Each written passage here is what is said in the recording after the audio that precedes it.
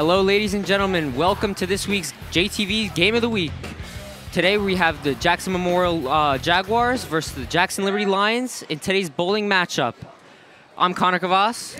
And I am Parker Bone III, bringing you the action live right here at Howell Lanes. What a matchup we have for today. Oh, definitely. What are you looking forward to today? You know, really what it comes down to is both teams are trying to ultimately qualify for Shore Conference. And really the completion is not only today, but tomorrow as well. And when we look at the matchups here right now, Memorial, their back is to the wall. They have to win all 3 games today as well as all 3 games tomorrow to qualify for Shore Conference.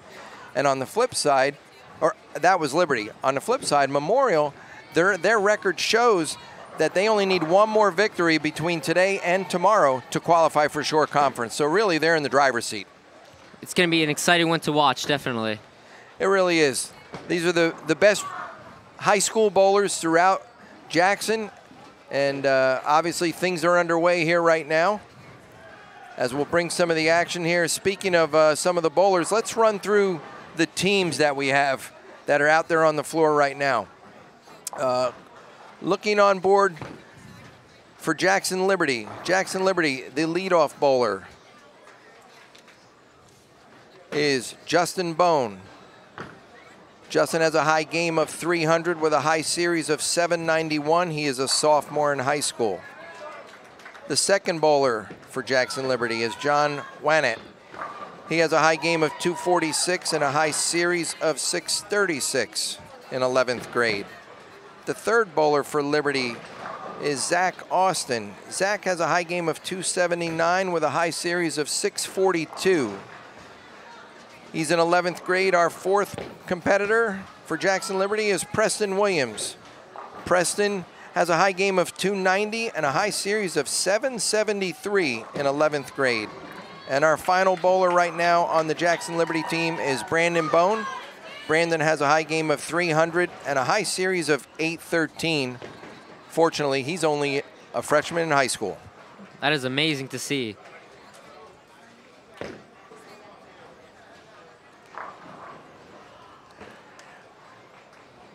So as we look at the matchups underway so far, it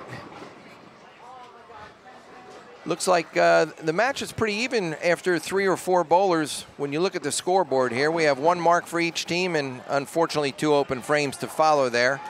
But obviously everybody's got to get the jitters out of the way. Got to get comfortable on the lanes. That's in all sports, you know. After a couple games, I'm sure they'll be feeling good. Yeah, so once they get working on that, things settle down a little bit. Then everybody will get down to do what they all know how to do, and that's roll a ball down the lane and knock over 10 pins. Yeah.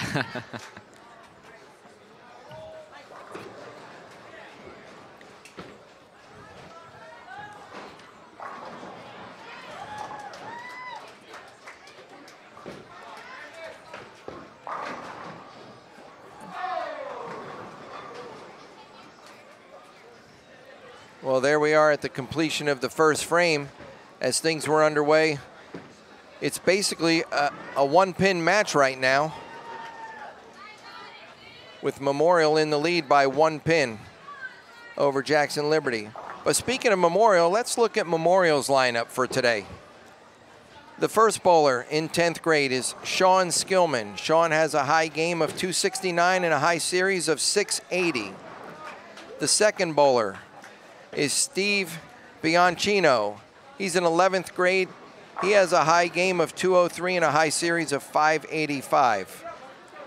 The third bowler from Memorial is Joey Silverman. Joey is in 9th grade. He has a high game of 210 and a high series of 550. Our fourth bowler for Memorial is Steve Skillman. Steve is in 11th grade. He has a high game of 289 and a high series of 730. And the anchor bowler for Memorial, the varsity team, is Brad Allman. Brad is in 12th grade. He's a senior. He has a high game of 297 and a high series of 724. So the teams are pretty equally matched. It seems that way, and it's definitely going to make it for an interesting game here to watch. Yeah, well, see, in bowling, you know, typical sports, when you look, obviously, there's one playing field. You know, in golf, obviously, there's 18 holes. Every hole is a little bit different. But in bowling, there are 2 lanes to make a pair. And the bowlers will alternate back and forth for those of you, unfortunately, that maybe have not participated in any sort of competition. But the bowlers have to figure out each lane and try to see what they can do to knock down all 10 pins. Keep in mind there's oil on the lanes with the bowling balls that they are using, and those balls will change the lane basically each and every shot that's thrown down the lane. Yes, I see. So the oil is different in each lane, so they have to adjust to that. Exactly. Even though the lanes are identical in width and length, and obviously they all have 10 pins at the other end, but the actual characteristics of the lane, one could be a little bit tighter, one may hook a little bit more, one may hook a little earlier or a little bit later. It's up to the bowlers to figure that out and adjust accordingly. As we watch a shot right there on lane 2 for one of the JV players go through the nose. So, but this is, I will say it best that Liberty is in a must-win situation. They know that their back is to the wall. They know that they need to put everything together and win all 3 games, not only today but tomorrow as well in their match, if they're going to qualify for Shore Conference, and that's a big event. Yeah, definitely. But when teams get put under pressure like this is definitely where they come out and bowl their best, I think. When they really come together and they try their best. And I think we're going to see some good bowling tonight. I really do. You know, these teams have been working together for basically 2.5 months now. They pretty much know each other's games. They know each other's strengths. And when you put all of that on the table, they've got enough practice and enough matches. But now it's getting to the nitty-gritty, and they all know what that taste of victory is and how to get up there and make their team or give their team an opportunity to shine. Well, I'm going to tell you right now, I got to believe all of these players are going to bring it to the table. Oh, definitely.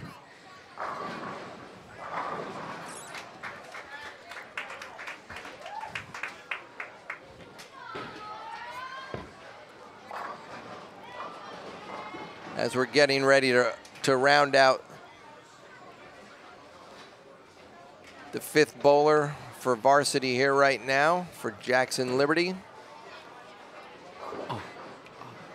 Yes. And Brandon Bone gets up there and throws a convincing strike. Get him. Well, when you look at the scoreboard now after 2 frames, I know that it says right now that Jackson Liberty is up by 2 pins, but if you look at the scoreboard, they have 7 marks on the board, where Jackson Memorial has 5. So in actuality, Jackson Liberty right now is up by 22 pins.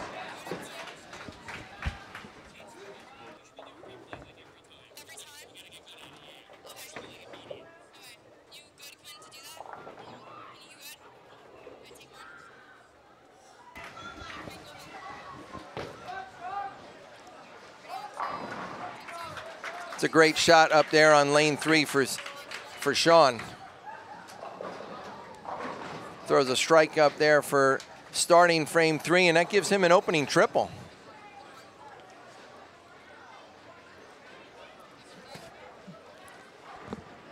John gets up on lane 4 and just threw a double on the board. So we can see right now 3 bowlers, or 3 of the athletes have competed lane 3, and all 3 have strikes on the board.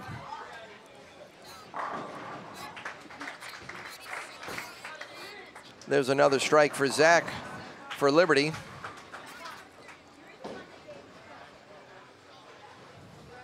Steve gets up and gets 9.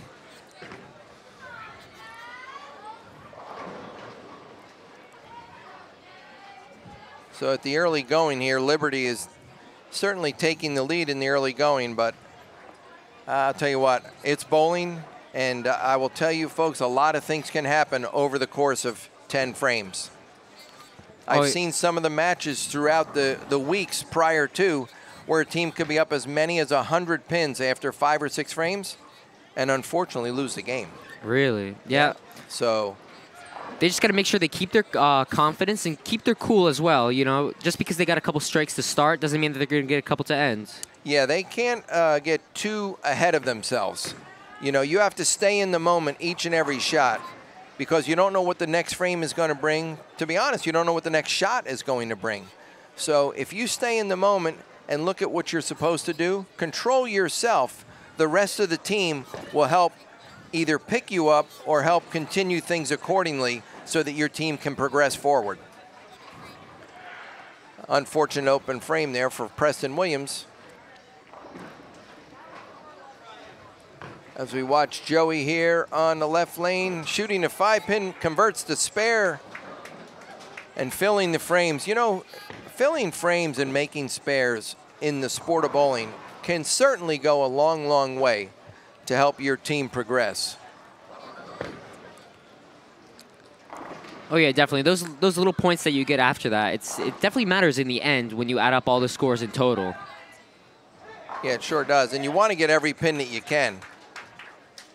I mean, right now, Brandon Bone just left a 7-10 split over here on the right lane on what was relatively a good shot, but unfortunately, he's got the worst disaster in all of bowling, the dreaded 7-10. So right now he's on a strike, so if everything goes good, hopefully he gets one of them.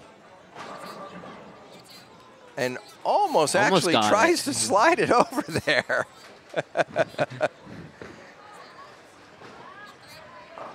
The odds of that one being made are extremely rare, but he did get one, and when you're on a strike, one actually counts as two.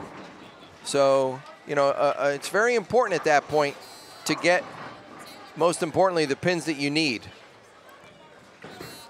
As we watch Brad get up there on lane 3 and leave a 7-pin on a strike.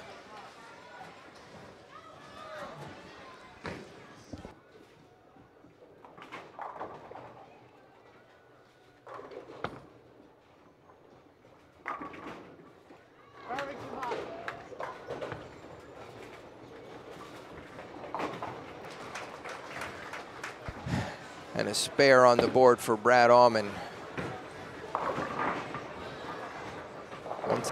Looking at the scoreboard, 4 marks and 5 marks actually on the board now for Memorial, so it's only a 5-pin game.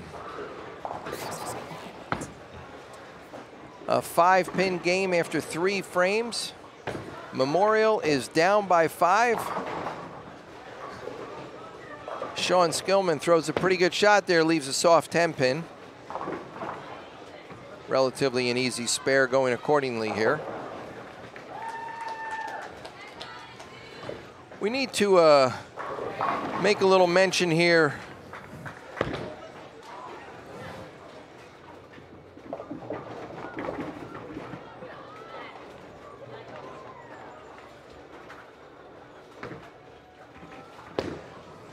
So we're going to send out, and let's learn a little bit about the teams here on the girls' side for not only Memorial, but also Jackson Liberty. So starting with the Jackson Liberty girls. The first bowler today, Faith Molitor. Her high game is 147, a high series of 395. She's in 10th grade. Bowler number 2 in 9th grade is Trinity Taylor. Trinity has a high game of 169 and a high series of 433. Actually, she bowled that yesterday in yesterday's match, so Trinity's certainly on board and getting better. Number 3 for Jackson Liberty is Laura Sofia Lozano. She has a high game of 248 and a high series of 580. Laura is in 11th grade. The 4th bowler today for Jackson Liberty in 12th grade is a senior, obviously, Victoria Baker. High game of 244 and a high series of 570.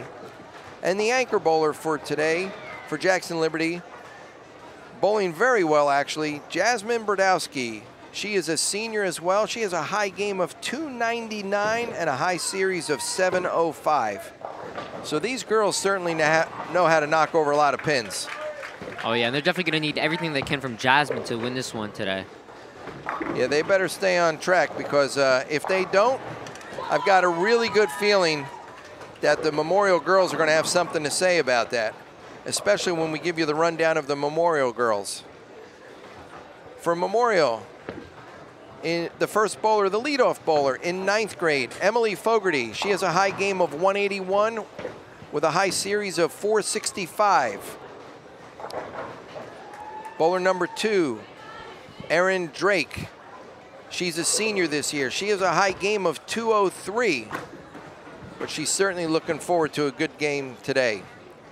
Our third bowler is Grace Elias. Grace is in 10th grade. She has a high game of 234 and a high series of 573. The fourth bowler for Jackson Memorial is Krista Angelo. She is in 11th grade, a high game of 256 and a high series of 648. And the anchor bowler, the fifth bowler for Jackson Memorial, is Alexis Wands. She's in 11th grade, a high game of 255 with a high series of 643. So Memorial, they have quite the stellar lineup as well. So I think both teams, it doesn't matter whether you're talking about the Jackson varsity boys or girls, they really got to bring their game to the table. Oh yeah, and it definitely makes for a much more interesting matchup too, to see who's going to be the one to come out on top between these two even matchups. Yeah, as we look over, even though we don't have it on the scoreboard right now, we're sitting here looking at the girls themselves. And right now, Jackson Memorial girls are leading the Jackson Liberty girls. So we'll keep you updated on that score as we progress. But rounding out as things come down here to the fourth frame, Brad Allman getting up, shooting another 7-pin there. Fairly easily converts that and fills the frame, allowing his team to stay in contention as Brandon Bone gets up and throws another strike there.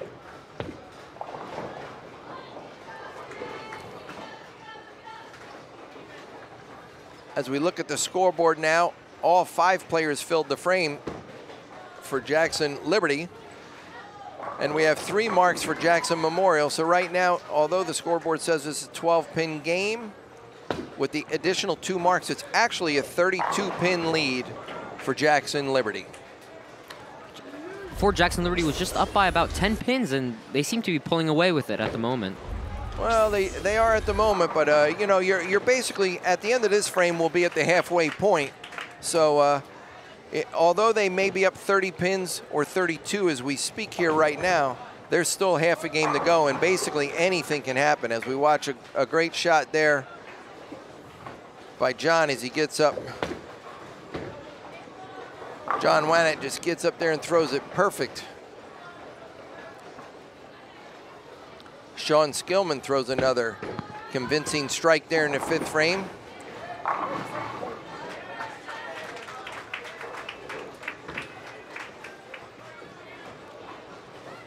Steve Bianchino gets up and throws another strike to follow Sean. So I'll tell you right now, Memorial, 2 strikes on the board along with Liberty. They're matching them strike for strike.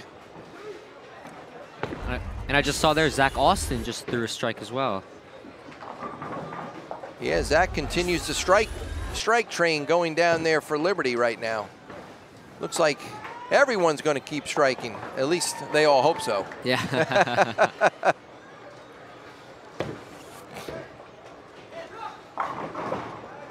Really good shot there for Joey. Leaves a 10-pin on the left lane there. As we can really see the lanes on our screen there right now. Preston Williams getting up here on lane 4 as his ball goes down the lane. Oh, gets very fortunate, comes up very light and rolls out the 2-pin. That's not the convincing way to get a strike, but it certainly worked out well for him.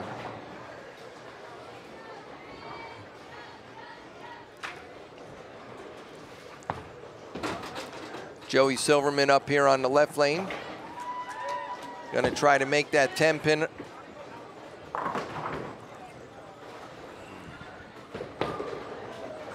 That looks pretty good right there.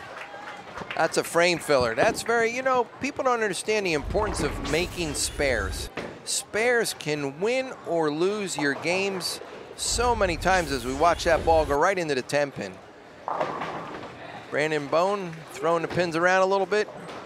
That's an all-star frame for Liberty up there. 5 strikes, right on down the board.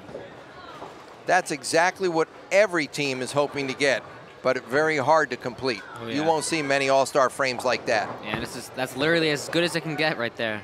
Yes, it is. Steven Skillman getting up there throwing another strike up. So Memorial's not laying down. I'll tell you what, they're bringing all, watch his shot. The ball come into the pins here on the left lane, hopefully, and hits him thin. Let him spin as that 8-pin goes down late, but it fortunately fell over. And Brad Allman, the anchor bowler right now, getting up on the left lane for Memorial. Right up here on lane 3. Let's watch Brad's shot. Looks pretty good. Slaps that 10 out of there, no problem.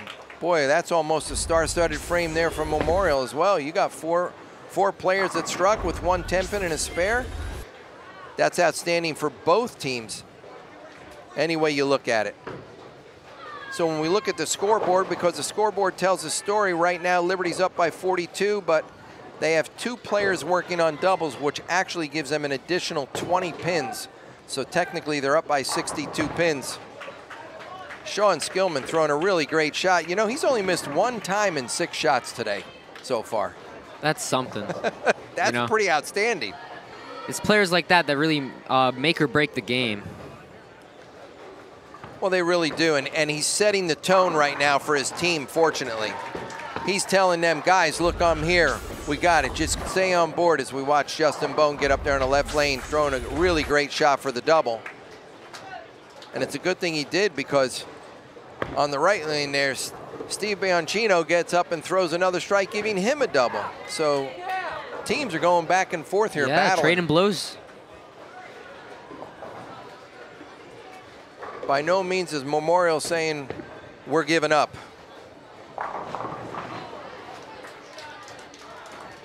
Now on the respective lanes, on lanes 1 and 2 is the JV boys competing against each other.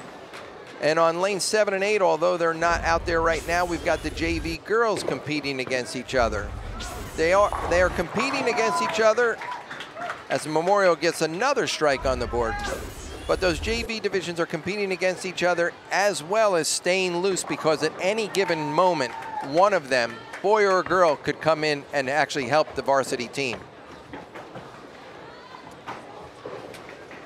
John, unfortunately, getting 9 and then throwing it in the gutter, letting that one slip by him there. But he's got Zach behind him, so hopefully Zach will help propel the team there accordingly. Yeah, Zach's got 3 strikes in a row at the moment. Steven Skillman, throws that 5 right into the 7 for a double on the board. Boy, I'll tell you what, when you look at lane 4, we've got at least 9 strikes in a row on lane 4 alone. That's pretty amazing. Yeah. Zach Austin doing a lot for his team. He's got 4 strikes in a row now. As the anchor bowler gets up there, goes a little bit light, unfortunately leaving the 210 for Brad Allman.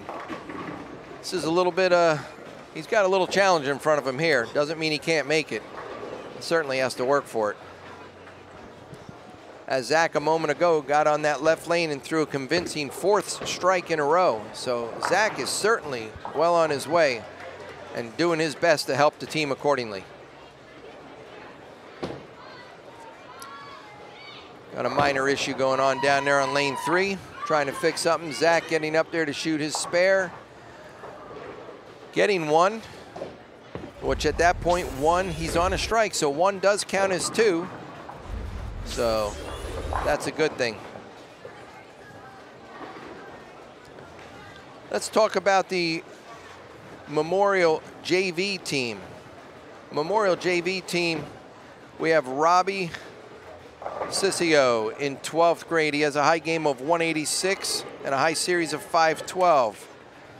Jeremy Haynes in 10th grade with a high game of 154 and a high series of 405. John Jensen in 12th grade with a high game of 202 and a high series of 571. Also in 12th grade, Steve Copland with a high game of 213 and a high series of 580. And the last Memorial JV player that's here is Mason Palace. He's in 9th grade, high game of 204 and a high series of 525.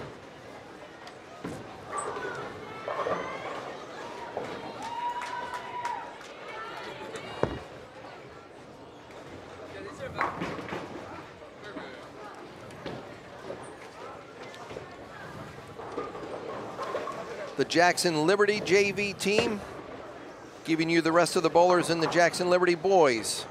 In 12th grade, we have James De Silva. He has a high game of 152 and a high series of 442. In 10th grade, Aaron Friedman. He has a high game of 157 and a high series of 412. In 11th grade, we have Ethan Kovac. He has a high game of 159 and a high series of 410. And the last bowler on the JV team that's here with us today is Max Quinones. He's in 12th grade. He has a high game of 128 and a high series of 350. I'll tell you right now, nobody has more heart for this sport than Max does. I've watched Max for a couple of weeks out here and competing. He may not have the highest score on the team, but if all of the competitors, no matter what team you're on, and regardless of what school you compete for, if you have the heart and soul that Max does, I'll tell you right now, that to me means everything. Yeah, I think that's what a lot of coaches look for too. It's not always about how good you are. It's about how you carry yourself and how you act around your teammates as a leader, and just making the team feel better, and it overall helps their standings as well. It really does. It makes a big, big difference. When you sit there and you watch bowlers that get up there and throw shots, everybody wants to strike. But if they don't strike, they still have to make sure that they maintain their composure, especially in this aspect, because they've got 4 members of a team, if not more, that are behind them, ready to step in and help along at any time. Yeah, with bowling, it's you bowl and then you wait for a little while. It's a lot of time to think about what you're doing. Sometimes people overcompensate and think a little bit too much and stress themselves out over it. They really do. And you know, I can tell you, I've been doing it for a long, long time, but one thing that holds true is when you watch a ball go down the lane, you can throw the best shot that you can, and unfortunately it could be a 7-10. It could be a solid 8, a solid 10, a solid 9. There's a lot of different variables up there. But the best shot does not always reward you with a strike. And sometimes the reverse, where you can have the subsequent shot and you go, oh my God, what did, and then you look, and somehow, some way, they all fall over.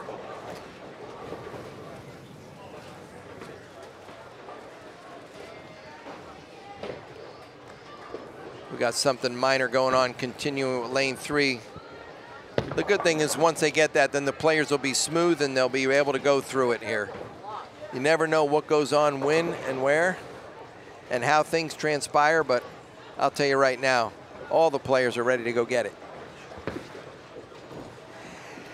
You'd be surprised, even though they just got lane 3 ready. I'll tell you, Preston's next, but if Preston's smart, he's going to stretch out just a little bit. He's been sitting a little dormant here for the last 5 minutes, and as we see him right now, waving his arms, trying to get himself loose.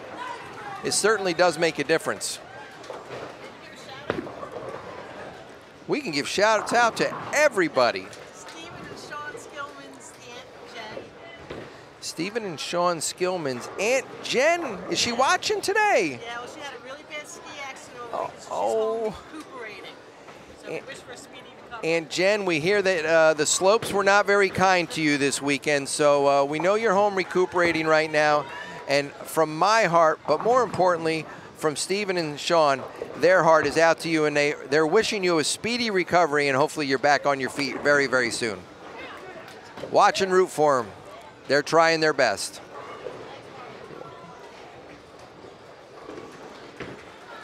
As it looks like things are getting ready to get underway here.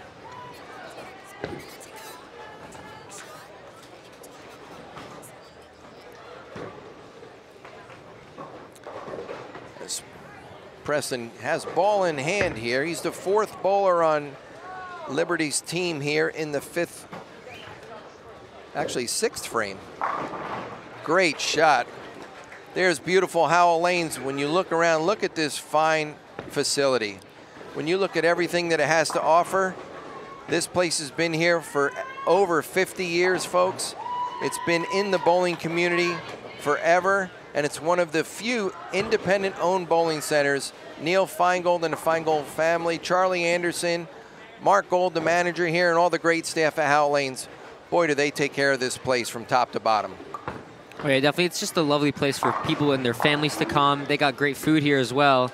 It's just a great place to hang out and even bowl competitively. They do it all.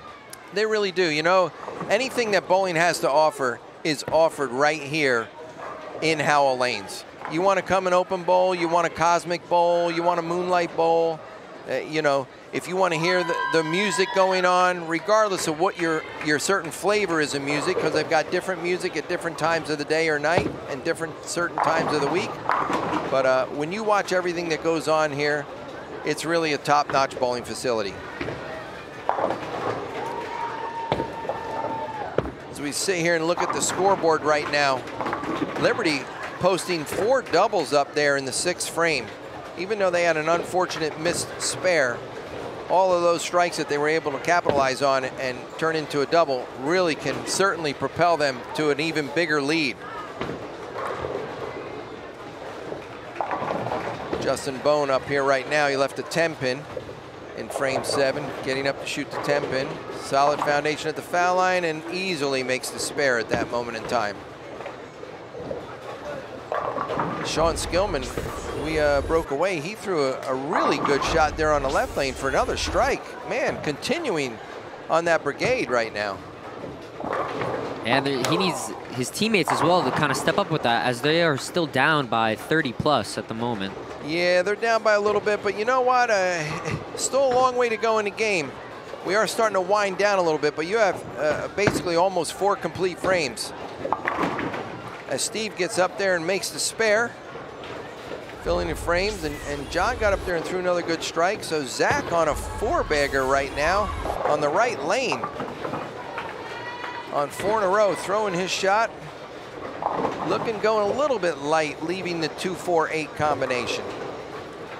At least all 3 are together. He does not looking at the big split. And Joey up on lane 3. On a strike, throws a double. Great shot for Joey Silverman there. Helping move his team along. Zach up here on the right-hand lane trying to convert the 2-4-8 down there. Let's see how he makes out here. Throws it a little bit to the right, letting it hook over. Perfectly done. Wow, what a spare.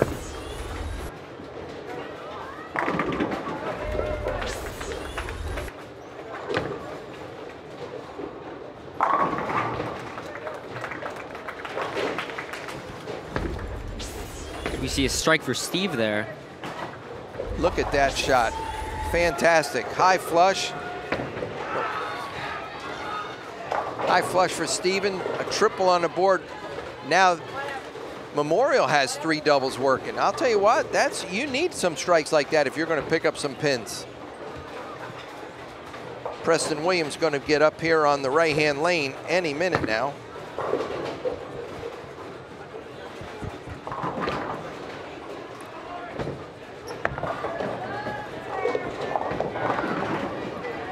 Brad Allman, what a shot there on that left lane. High flush, it doesn't get any better than that shot. Watch this ball in the left lane go through the pins. That is perfectly done. But Preston matches him right behind it. He also gets a double.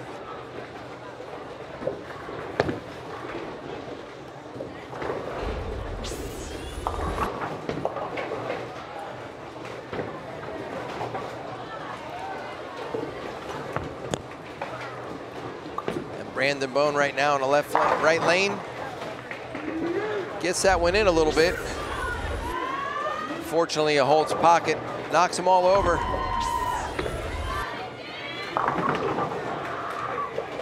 When you look at the scoreboard here, it's a 69-pin game with 3 frames to go. Liberty holds on to the advantage at the present moment.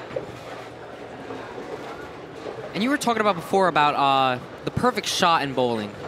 Could you tell some of our viewers at home what really makes the perfect shot in bowling, like what you really want to see from your players? Well, just like that shot that Sean once again throws, another great shot there in the right lane. But if you watch his ball go through the pins on the right lane, he just threw on lane 4. We show Justin Bone here right now, throwing another strike for Liberty.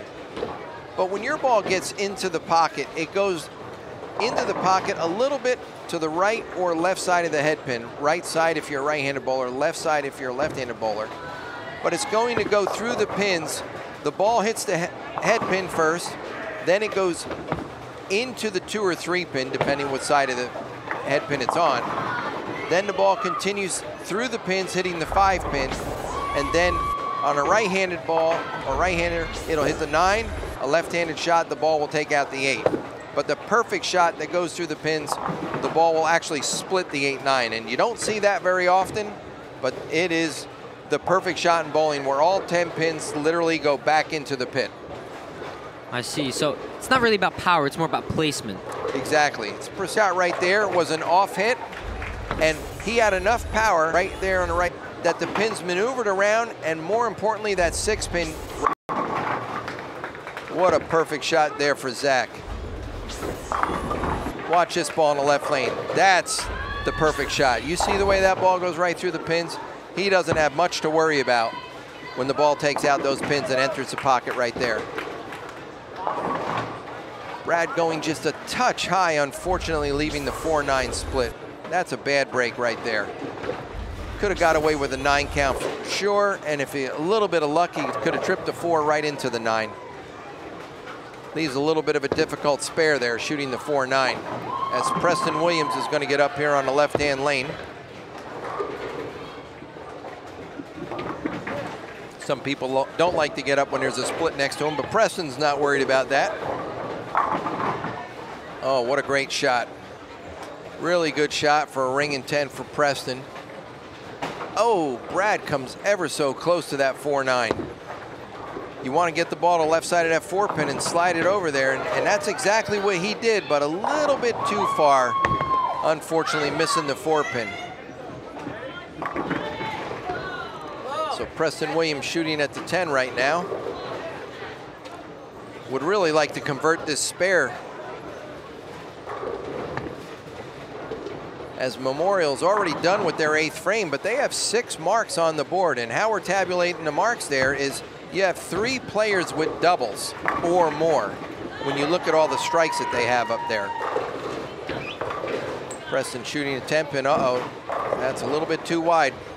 Looked like he slipped on that one there, as the ball's close, but falls right into the gutter there. Yeah, it did. After he let go of that one, it seemed like he lost his balance just a bit. Yeah, it sure did. And you look at the marks right there. As we look at the scoreboard there for Liberty, Liberty has 2 marks on the board, but Brandon can get a strike here, hopefully, and at least hold on to some of that lead for Liberty. This is why he's down there. They're looking for the anchor bowler to come through, and, well, he did at that moment in time. Throwing a really good shot, knocking them all over. So 4 marks on the board for Liberty, 6 marks on the board as we look at all those strikes up there for Memorial, and they have a lot of them up there. Scoreboard says they're down 61, but with the 2 additional marks, they're really only down 41. So the game is closer than they think. The bowlers know that. As we watch Sean Skillman getting up here, working on 4 in a row. Wow.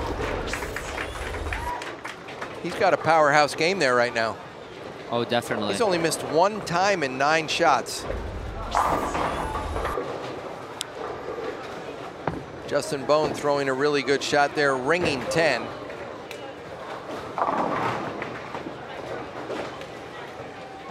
Steve gets up there, ball goes a little bit run away. Brooklyn and shakes him around to leave only the 7-pin. So relatively, he'll have an easy spare to shoot, at least he hopes, as Justin gets up here shooting the 10-pin on lane 4. Looked like the ball hung up in his hand. That wasn't his best release, but it was a frame filler. So Justin makes the spare. Unfortunately, Steve missed that spare for Memorial. So we'll see what happens here as John gets up here on the right lane. Really good shot for John. That's taking advantage of an unforced error by Memorial there, so that certainly will help the team. But we got a Joey on a couple of strikes here on lane 3. A little bit wide on that one, leaving a washout. The washout is where the head pin is still standing with the 10-pin and a couple of other pins at the other end there. As we watch Zach working on a strike right now in the 9th frame, the foundation frame, looking to try to add to that. Going a little bit light once again, this time leaving the 258. So he's going to try to see if he can't pick that up. As we watch Joey get up here on lane 3, he's going to shoot this washout, try to get the ball to the left side of the head pin. Hit the wrong side there, but that's okay. He'll put that one behind him, and he knows for a fact that he's got Steven, Steven is on 4 in a row right now, so he's going to try to help propel the team accordingly there. And Zach trying to pick up that spare, a little bit light, unfortunately, leaving the back pin or the 8 pin, having an open frame. So Steven Skillman trying to help and do the same thing that his brother's been doing so far, throw an additional strike to help Memorial maintain composure here. Looks fairly good. Great shot. Great shot there. I think those two boys are bowling for their aunt right now. She's home. She can jump up and down, but, well, maybe not on her foot or her leg. So, and we have Neil Feingold here, the proprietor of Howell Lanes. Neil, great to see you. Thanks again for hosting high school bowling. We've got all angles covered here.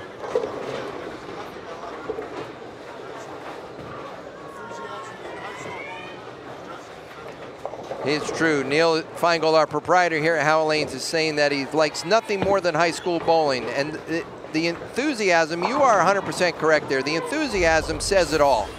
The bowlers are not complaining. They're not worried about the lanes changing. They're not worried about, they are out there working together as a team and trying to get every pin. They love it for what it's worth. It really, you know, team bowling is basically the pinnacle of our sport. That's where the sport grew up. And when you watch all the individual competitors themselves, right now, they're bowling for the team.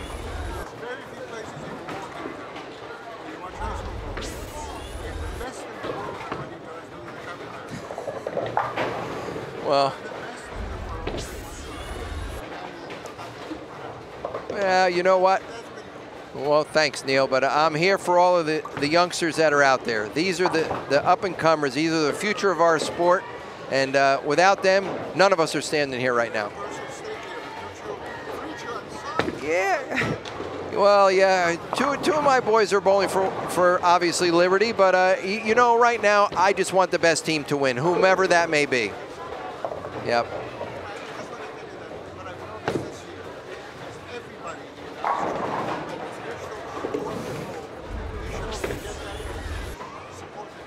Yeah, the high schools have really been, all of the high school youngsters this year have really been putting a lot of time and effort in to try to make their games better. It certainly is. As we watch Sean Skillman get up there and leave a 10-pin, could have struck out for 279 leaving a 10-pin, but he can still have a stellar game with a spare strike. He made it. He made it. He left 2 10-pins this game, and he's made both of them. So when you look at his game, 258 possible for Sean Skillman. That is one stellar game right there. Unbelievable. Well, Neil, thanks once again, and on behalf of all of the high school bowlers, thanks a lot for hosting them and allowing them to have a place to go out there and compete and show their best in their sport, and something that all of them truly love, and their character. Yep. Neil Feingold, ladies and gentlemen, representing the Feingold family. Steven Skillman strikes on a field ball post 258. I'm going to tell you right now, 258 will be the highest game for either member of either team right now on lanes 3 and 4. So congratulations to, I'm sorry, did I say Steven? Sean Skillman. Can't give Steven that credit yet. Maybe next game.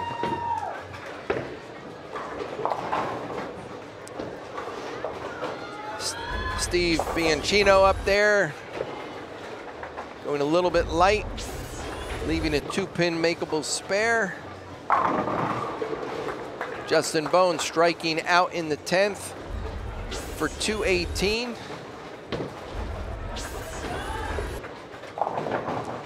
And as the game would look right now, it appears that Jackson Liberty is up by approximately 50 pins as we speak.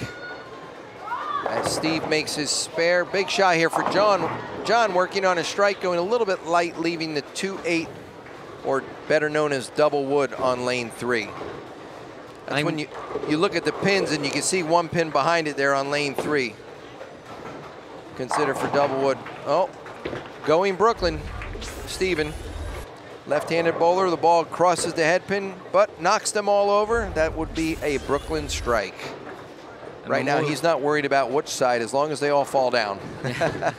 Memorial's going to need more of that if they got to win this one right now. Yeah, they're going to need a couple of strikes on the board here. And as frames filter down, they're going to need a little bit of help from Liberty if they're going to get there. And filling frames like John just did there, they're not going to get any help from John. No. As we watch Joey up here, the third bowler on the team. Ball goes a little bit high. Getting 9, fortunately breaking down the split. As the boys are winding down game 1 over here. As we watch John get up there and throw a strike on his fill ball.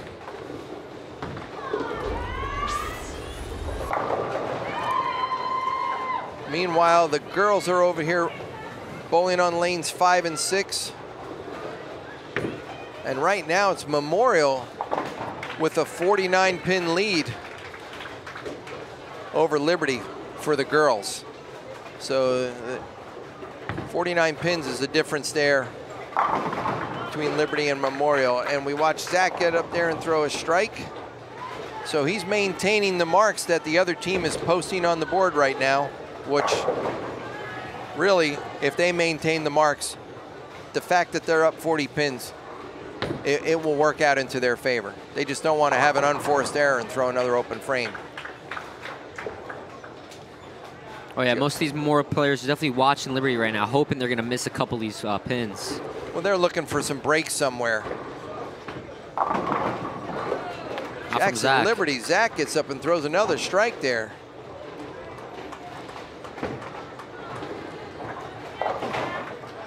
Pretty much giving Liberty, I don't want to say the game set right now, but they've pretty much taken a commanding lead in this game.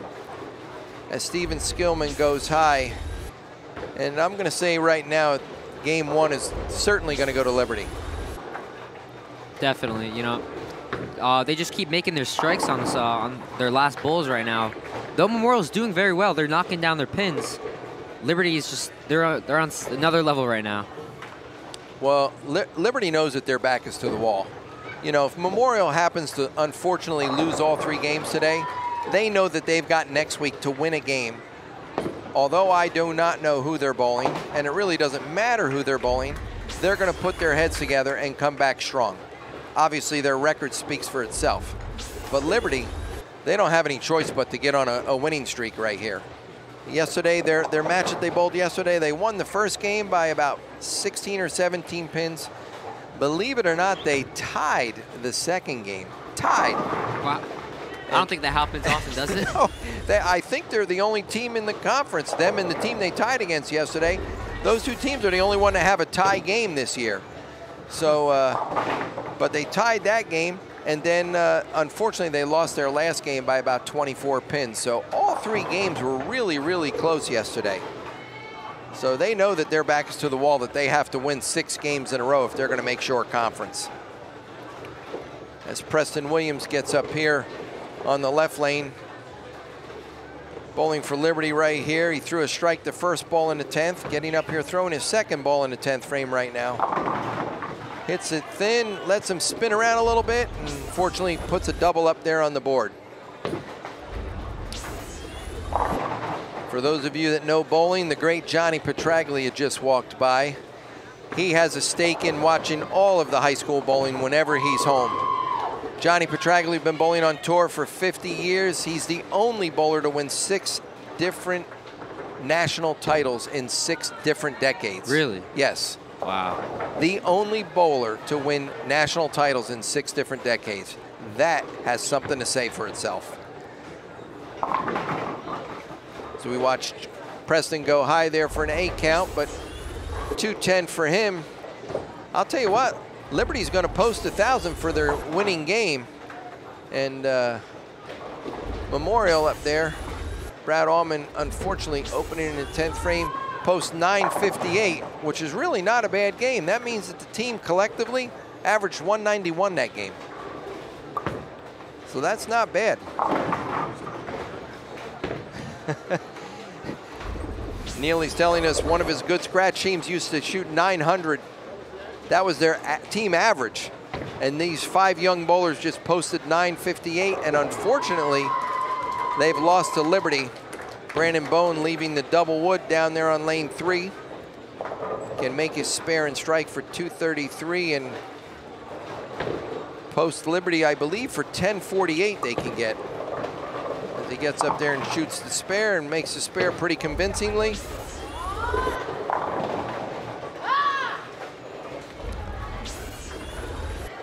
Brandon getting up here right now on the fill ball.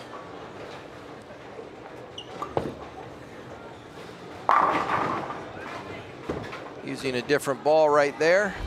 233, 1048 for Liberty. So that's a pretty outstanding game. I'm sure they would take 1048 every game that they bowl. They're going to win many more games than not. Oh yeah, Memorial definitely did really good. They were doing some good bowling out there, but Liberty just kept making strikes, especially Zach Austin. He had a very nice game. Yeah, Zach certainly did bowl a good game, that's for sure. As they're going to get things, going to race the scoreboard here as we get a great aerial shot of Howell Lanes. Looking at it from the sky cam that we have out there. Route 9 right there in the front. You can see all the buses in the parking lot, and quite a few cars that are parents that are here. Not all of the high school teams are bowling today, actually. The main match today obviously is between Liberty and Memorial, but there are plenty of other high school teams here that are doing some practice right now.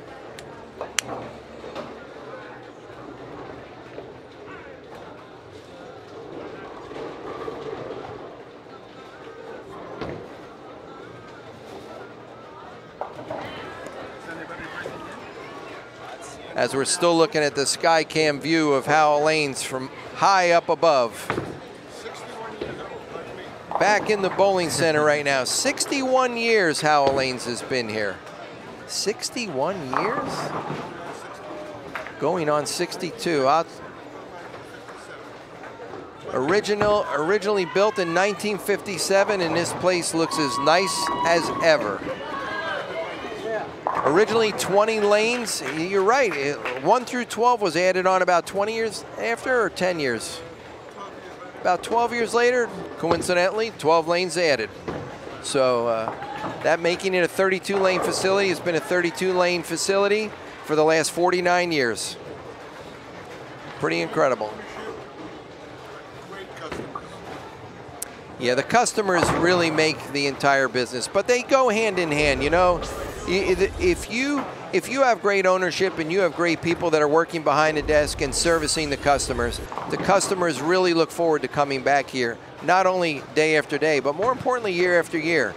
I know the years that I grew up here, there are plenty of bowlers that have bowled in this facility for 10 years, 20 years, 30 years, and even 40 and sometimes 50 years. It's incredible to still watch them walk back in. They may not walk as fast as they did. You know, maybe that ball is another 2 or 3 pounds lighter, but I'll tell you what, they still got a smile on their face when they walk into Howell Lanes. So, yeah, for me, things did start in this facility when I was 8 years old. Everybody wants to know where it originated. I walk in here and I go from the left wall there to the right wall down there. Lanes 1 to 32, that's where it all started.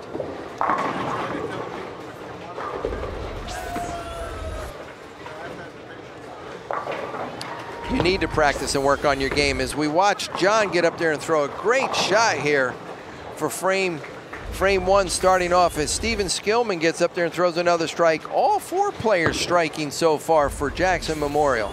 I'll tell you what, Jackson Memorial not going away here in game number 2, the early start.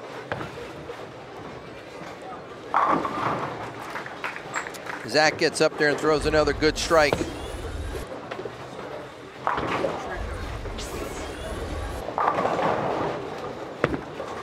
Let's check out, since we have a minute here, actually before I get to this, All 5 players, superstar frame. If we can look at that there for Memorial, starting up on the scoreboard there. My goodness, it doesn't get any better once again. A superstar frame for Jackson Memorial. All 5 players starting out with a strike. Really incredible. Doesn't look like we have any changes going on, at least not for the boys teams. Little inside the truck there, behind the scenes, all the people making this happen and making things, putting it all together to make our job easier, much easier in here.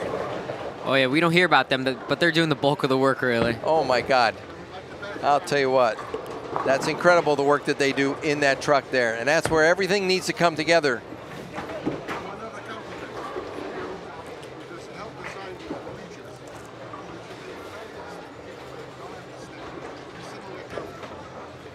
The bleachers themselves, yeah, we did put up one of the sets of bleachers today for today's match, and we have probably about 10 people taking place using the bleachers, and yeah, one leaning on them. But they certainly do come into place once again.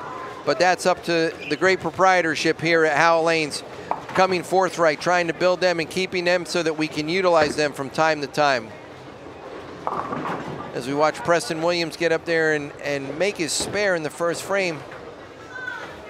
Liberty has 2 strikes on the board. Brandon Bone getting up here right now, trying to add 1 more strike in the first frame here.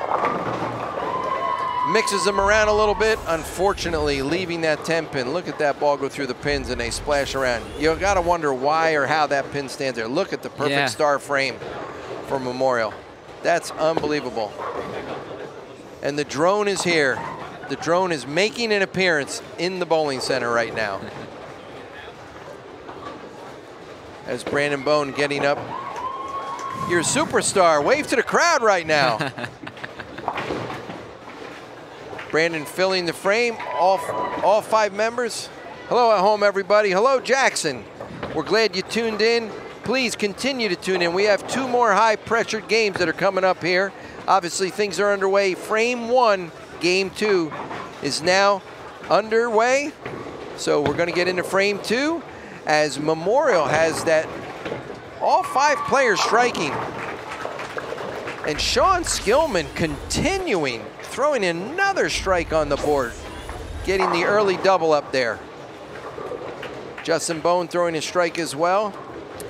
The one thing we wanted to touch on were the continuing factor of the girls. Even though we mentioned the varsity players for all the ladies on both Liberty and Memorial, we want to give a shout out to the JV team for Jackson Memorial. We have Victoria Cicero. Okay, Victoria has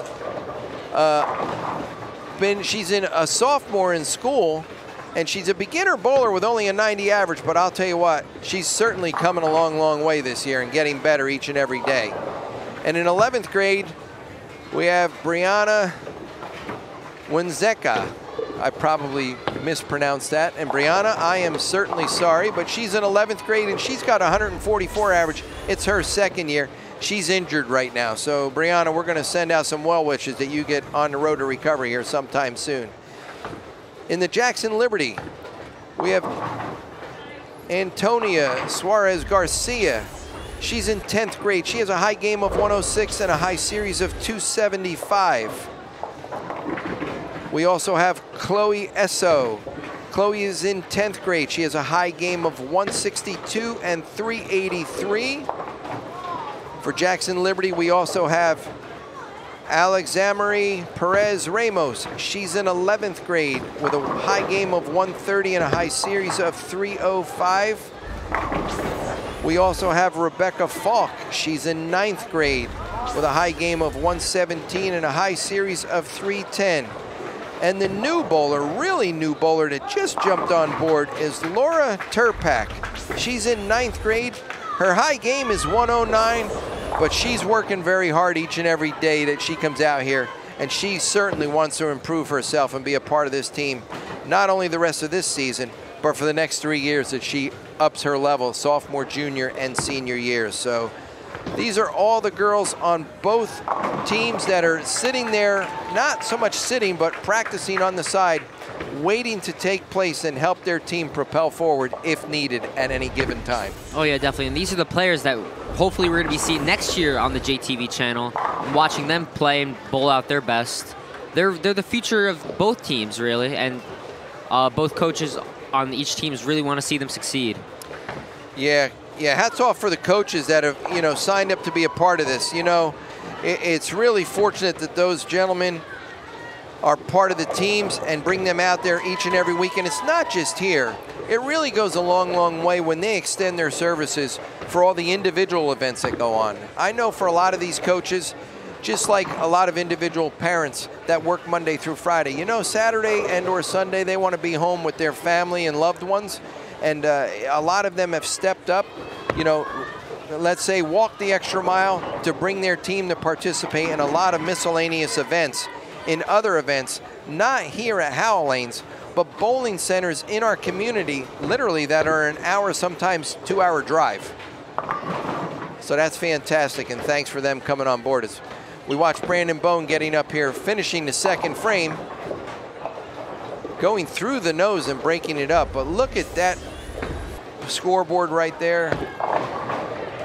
We watched Brandon's shot go through the nose, but the scoreboard that we were just looking at a moment ago for Jackson Memorial, they have all strikes except for one bowler. One bowler unfortunately had an open frame up there, Joey, but 4 doubles working. I'll tell you what, Memorial's taking a commanding lead here early on in this second game. Oh yeah, they saw that after Liberty beat them in that first game. They want to come back now. Yeah, they're certainly looking at it.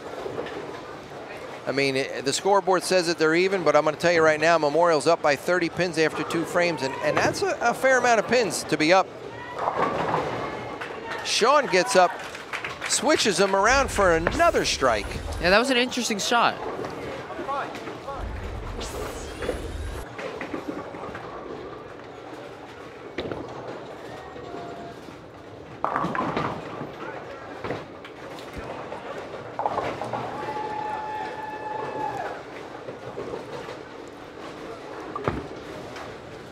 Justin Bone on the left lane here.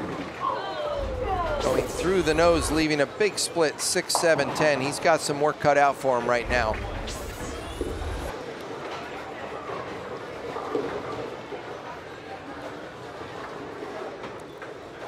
This is a makeable split.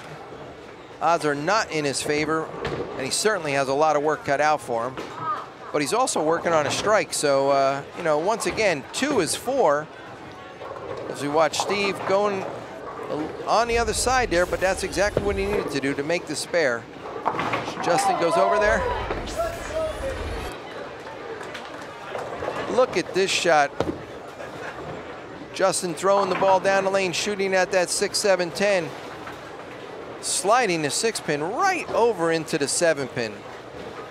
Really, really great spare. That should give them, the team, some mojo, and they're going to try to build upon that one. Unfortunately, John going high, breaking down the baby split, leaving only the 3-pin, which is very good. Joey Silverman up there right now, leaving the PBA washout, 5-count washout. You don't see that one left very often right now here by the high school bowlers, but once again, a little bit wide, missing the head pin, getting a 5-count washout as John makes his spare. Joey not on a mark, so really he doesn't lose any wood. And he wants to try to get the ball a little bit left of that head pin and put the head pin right into the 6-10. That would be there he goes, left side of the, oh, just a little bit too far. Gave a diligent pass at that. As we're looking at Zach get up here on the left lane. Zach, unfortunately, working on an open, trying to see if he can't help the team. With shots like that, that'll certainly help the team move forward. Oh, definitely. He did very well last game, and it's definitely carrying over at the moment.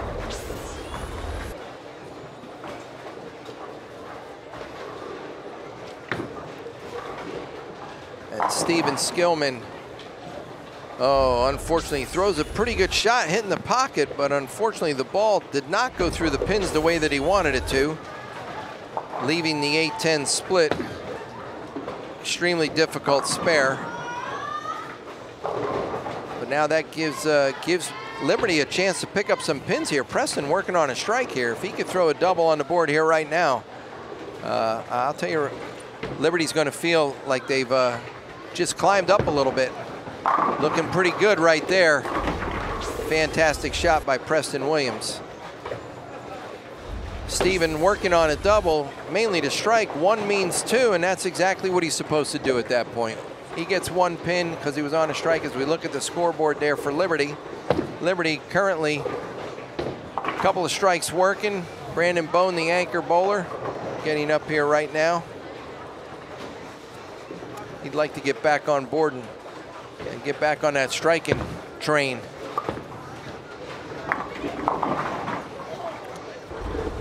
Through the nose, big split for Brandon, but once again a makeable spare, but he's got some work cut out for him. This is not an easy one.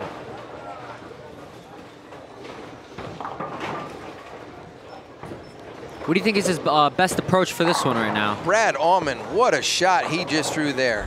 Well, the best approach for Brandon, he's got to get the ball to the left side of that pin in the front, the 2-pin, and then slide it over there into the 610. Perfectly done. Oh my God, the Bone Boys making two fantastic splits, filling frames here in the third frame, the early going. Unbelievably so. It's like they learned it from their father. Well, sometimes I'd like to hope so, but it doesn't always work out that way. Scoreboard says the story, 5 marks for Memorial, 6 marks for Liberty, 26 pins. Actually, it's only a 16-pin game right now, but Sean Skillman throwing another strike on the board. This guy, he's not on fire, he is fire right now. Justin Bone throwing a great shot on the right lane there.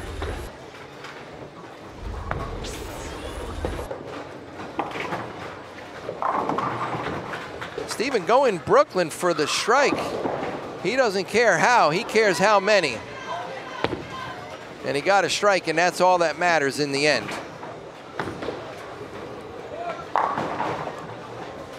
John going Brooklyn, leaving only the 5-pin.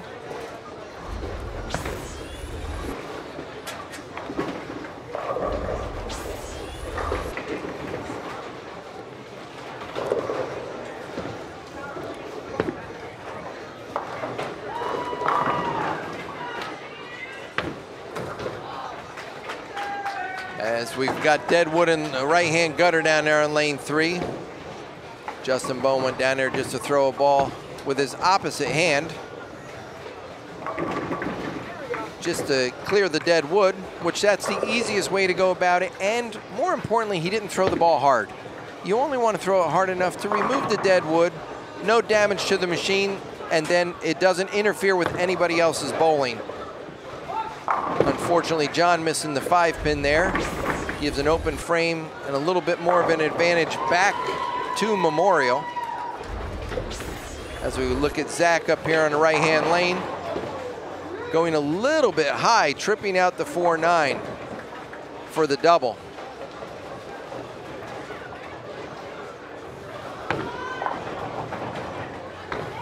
That one slipping in the gutter for Joey.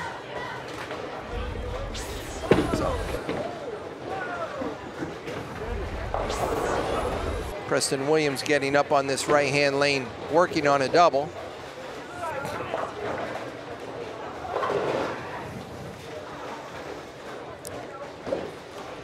Though it seems like both teams are bowling a really good game, seems like Liberty is still up by 63 right now.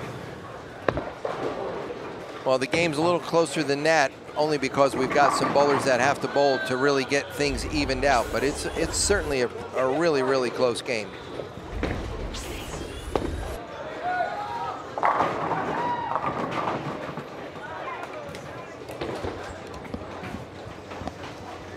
Preston Williams throwing a great shot there, posting a triple on the board for Liberty. Fine spare by Steven Skillman. Falls, but still hits it.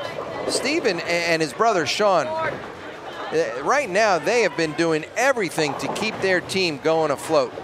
Sean especially. Brandon Bone getting up on the right lane here, throwing a really good shot, putting a strike up on the board. Big frame right there for Liberty. they're going to pick up a lot of pins on a frame like that. Brad Allman working on a couple strikes. Wow, another great solid shot right there. Well, I'll tell you what, with that strike by Brad, basically the scoreboard says the story. Memorial's up by 17, and both teams have 6 marks for that individual frame. So Memorial up by 17 pins after 4 frames, going into the 5th frame here, as Justin Bone working on a strike right now. Has to get that ball back into the pocket. The last shot on that lane broke loose from the lane going high, so he doesn't want to see that happen again.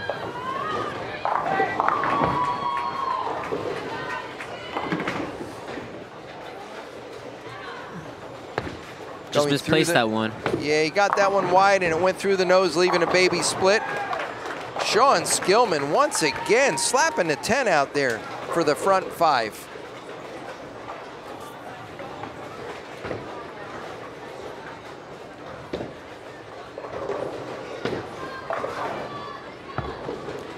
Justin trying to make the baby split. Almost. Almost. Got really, really close on that shot.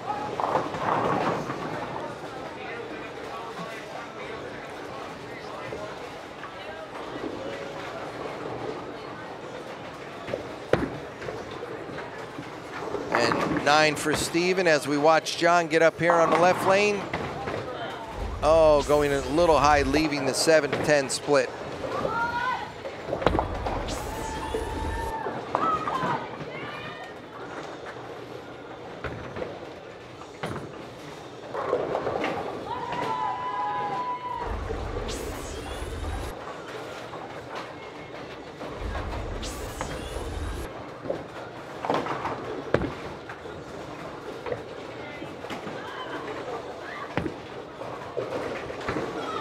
John can't seem to get the spare there.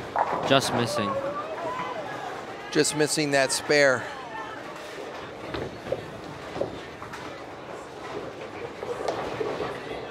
Well, Liberty has to get back on track here. Zach working on 2 strikes can certainly help them forward here. See what he's got on store for him.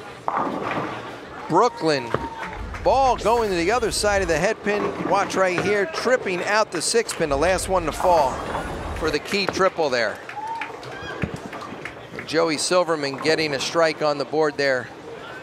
So still continuing to help Memorial go forward as they try to continue maintaining their lead and maybe even building as things go on.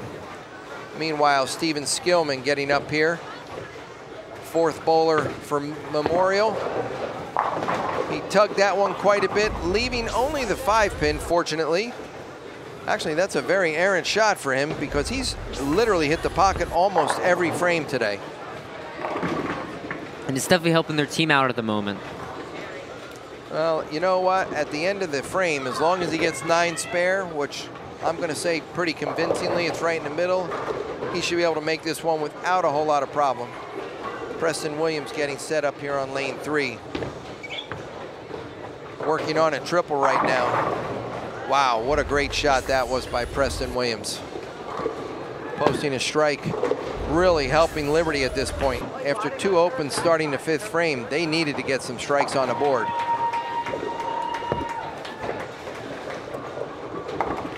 Steven Skillman up here for the 5 pin on the right lane and makes that fairly easily. Meanwhile, Brandon Bone up on the left lane here working on a strike.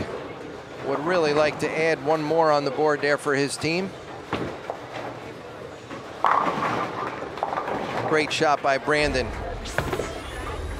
Man, for as bad as it looked like it was going to be for Liberty this frame, they really turned it on. The last 3 bowlers there really helping that team and hanging in there for that frame. Oh yeah, 3 strikes in a row right there.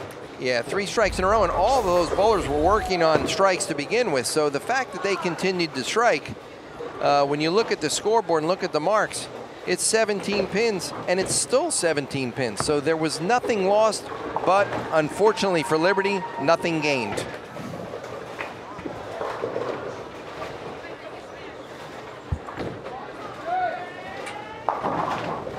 Justin on the right lane, breaking a little bit high, tripping out the 4, 6, 7, 10 at the very end there.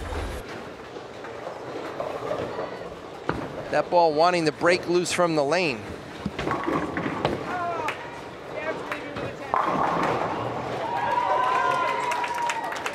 Sean Skillman once again. You know, he's hit the pocket every shot, so the fact that he tugged one and got away with it and it went Brooklyn, he turned it into a 6-bagger. Good for him. He has not missed one shot this game. I think he's going for 10 in a row. He's going for a little bit more than 10 if he has anything to say with it, but he's on his way, though. He's got 6.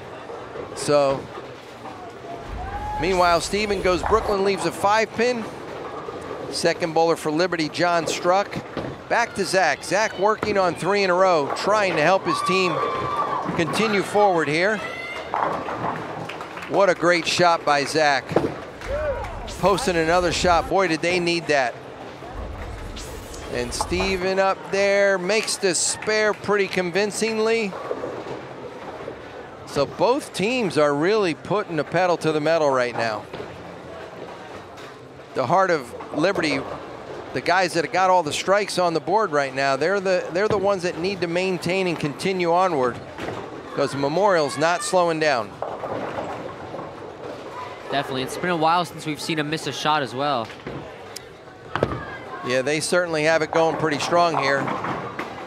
Joey on a strike, hitting the pocket, leaving the 5-7.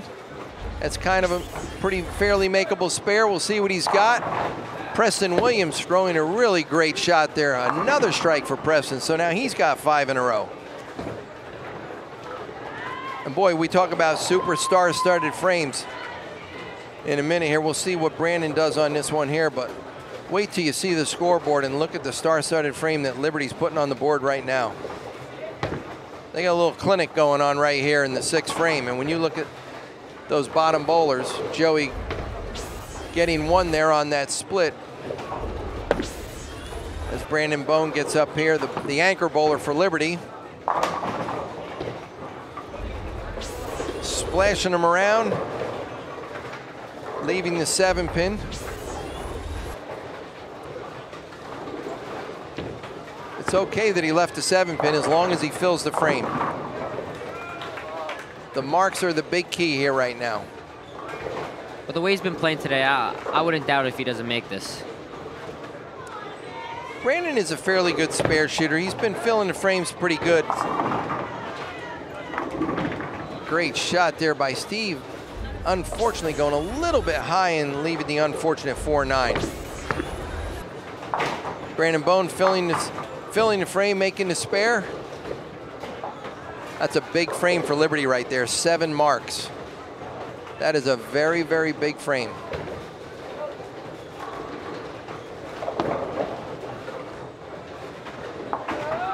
Steven getting 1 out of the 4-9 there.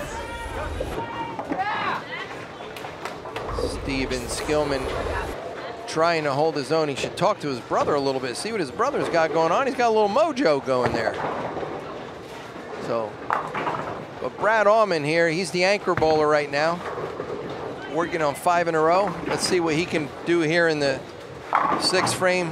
Oh, what a great shot. Ringing 10. Watch this ball and that 6-pin go right around the 10-pin. Wow. That was a fantastic shot.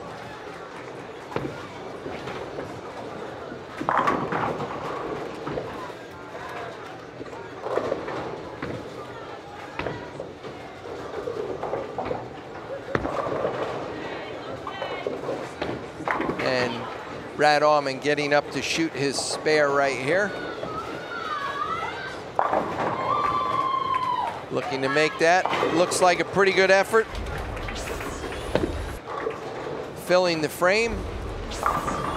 So as we look at the scoreboard right now, 7 marks for Liberty. 1, 2, 3, 4. So we're going to pick up 30 pins. Now Liberty has just taken the lead by 18 pins. Sean Skillman working on 6 in a row, looking for 7. Oh my God, solid 9. What a great shot. Fantastic run for Sean Skillman there. It was bound to come to an end. Justin Bone posted double on the board. Boy, the team needed that one. Little momentum. Liberty certainly needed to keep that up there. Sean shooting the spare. Makes that one pretty convincingly.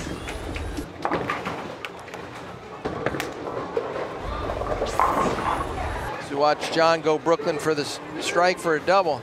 You know, Sean Skillman has only shot 3 spares in 20 passes down the lane. Wow. That means he's thrown 17 strikes today out of 20 possible shots. Sean is on fire. Unbelievable. As we watch Zach get up here on the left lane for Liberty. Memorial, Steven going a little bit high for a split there. Zach throwing the shot. It looks a little wide, but it's coming back. Oh, fortunately, slaps the 10, leaving only the 8-pin. What a great effort right there for Steven. Wow, I thought he had that one. Had to get the ball to the left side of that 4-pin and then slide it over. He got the ball exactly where it needed to be, just a little bit too wide on that one. Joey Silverman getting up right now for Memorial on the right lane.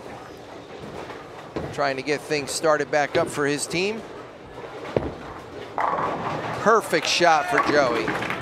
Fantastic. A little something the team needed there, right there. Oh, definitely.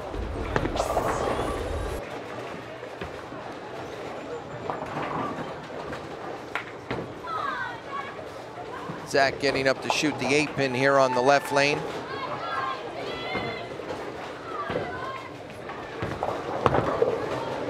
And that looks like a spare. That's all he's got to do. Doesn't have to be fancy, it's just got to be effective. Oh, definitely. Especially when it's just one pin like that, you just got to make sure you knock it down. Steven Skillman getting up here on lane 4. Going through the nose, breaking it down, this time to leave only the 6-10. Pretty fortunate there.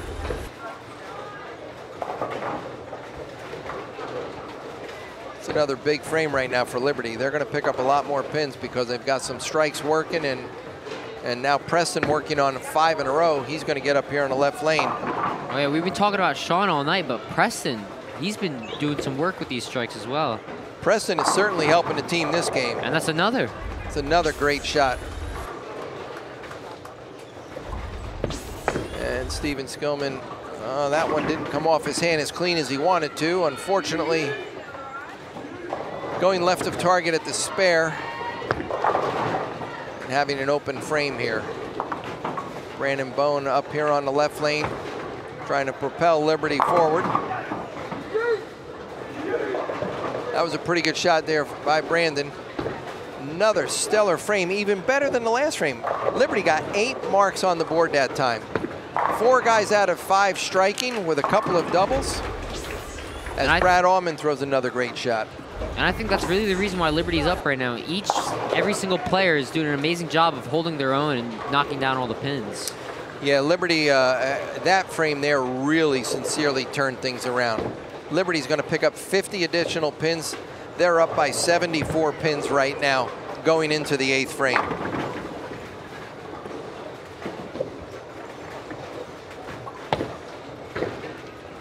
Sean Skillman. Once again, great shot. Watch this ball on the left side of your screen there. Go right through the pins. A 9-pin is the last one to fall. So he left the 9-pin last shot, and he almost left it again. So that's going to tell me the lanes are starting to break down a little bit. Yeah. It's taken a little while, but they are starting to break down. And I think players are going to have to change up how they hit their shots a little bit too now, right? They're going to have to start moving. Because now that once the lanes start to dry up, they're only going to continue to dry up. So the moves are going to become imperative.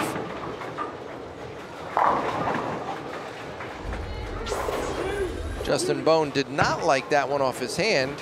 He changed balls again, actually got it way in, and the ball held line to the pocket. So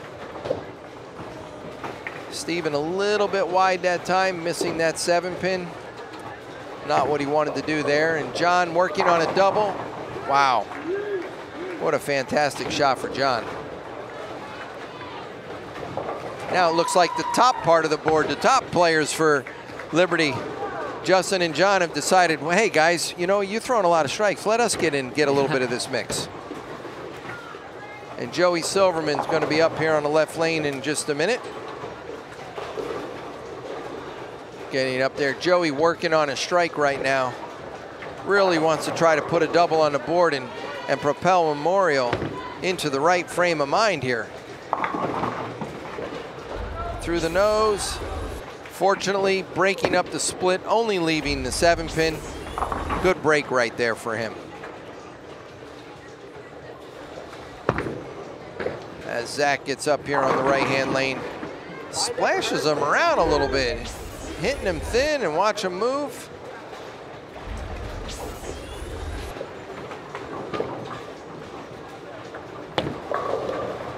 That's Joey, hold on, hold on. Oh, just a little bit too far. Well, hopefully he can shake that one off and get back on that gravy train. Scoreboard up there, Preston spare the first frame and has not missed since. Game going that Sean does. Sean has the spare in the middle of the game. Steven Skillman going light, leaving the 2-4-5-7. Preston Williams getting up here on the right-hand lane, working on 6 in a row. As you can hear the ladies chanting. What a great shot by Preston. A little bit wide, but coming back, hitting the pocket, high flush, ringing 10. So Steven trying to pick up this spare at the other end. Ball gets where it needs to and knocks over all 4 pins. Great spare for Steven.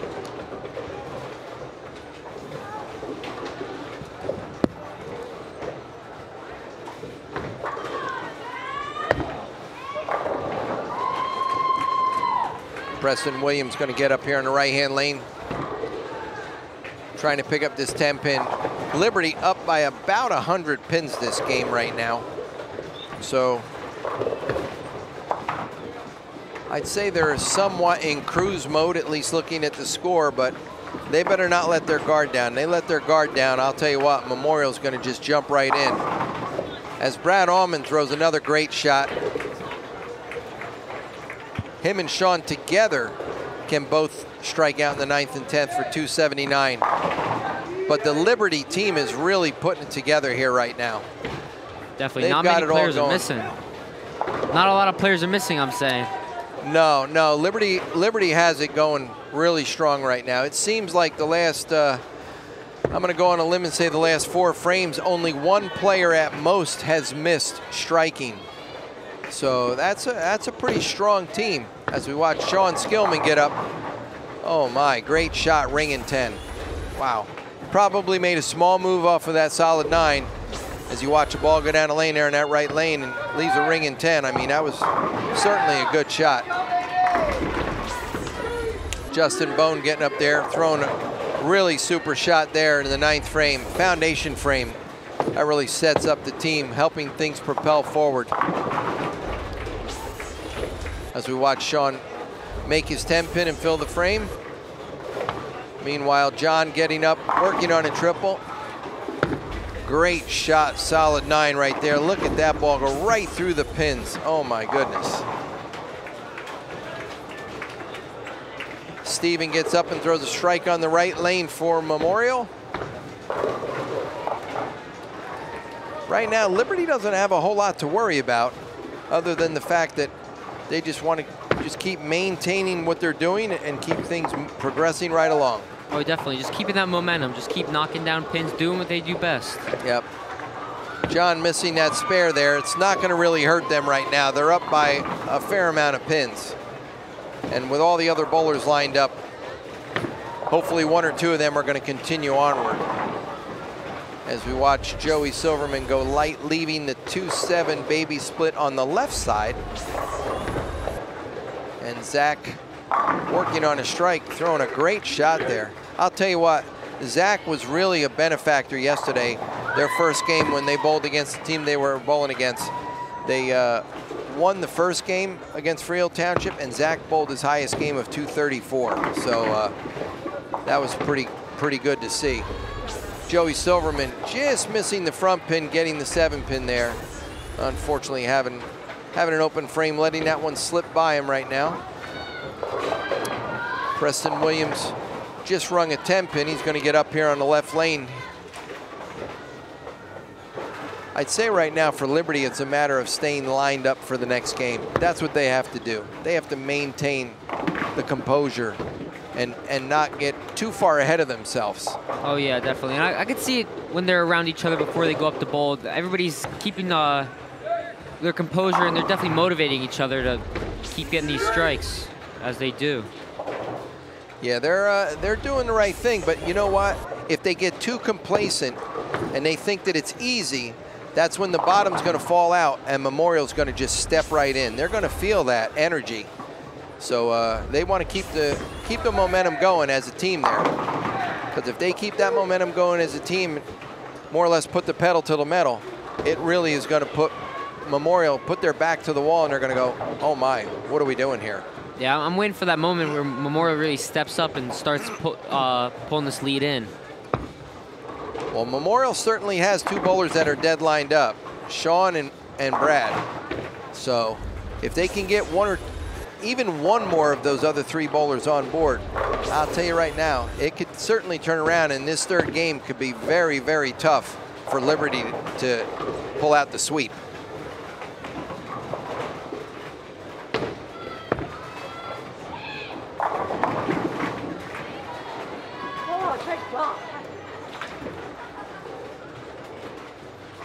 Brad Allman working on a double here, getting up in the 9th frame.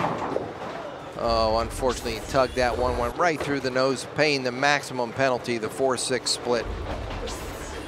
Not exactly what Brad was looking for, but I would say that if Brad has to have an unfortunate mistake, he probably wants it now, knowing where the stature of the game is, as Liberty is taking a pretty commanding lead, well over 100 pins. Matter of fact, closer to 150 pin lead going into the 10th frame.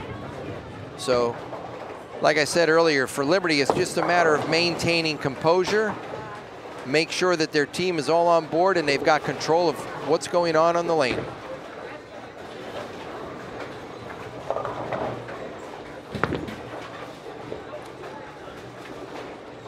So we look right now, it's 125 pin lead for Liberty, and with all of the marks on the board, it's basically about 165 pins. So Sean Skillman going high, leaving a 4-7-10. That's going to be, well, I don't even want to jinx him and say it's an open, because he could make this. As good as he's been bowling today, I wouldn't put it past him. Yeah, and he's, again, this game, he's leading all of the other players in pins knocked down right now with 226. Look at how close he came that time. Ball goes to the left side of our screen there. Watch the ball go right into the 7-pin there. It's just going to miss that 4-pin. That's exactly where he needed it, but he wanted to get a little piece of that 4-pin and slide it over. Justin Bone throwing the first strike there in the 10th. He's going to have a fairly decent game after those two splits that he had early in the game. Right now, another strike in the 11th. He can strike in the fill ball for 238. And I'll tell you what, Liberty is going to post one heck of a game here right now. They're going to be, well, honestly, Liberty's going to be somewhere in the 1100s. It's just a matter of how high. Yeah, every player's definitely come to play today. Yeah, they've got some great scores posted on the board.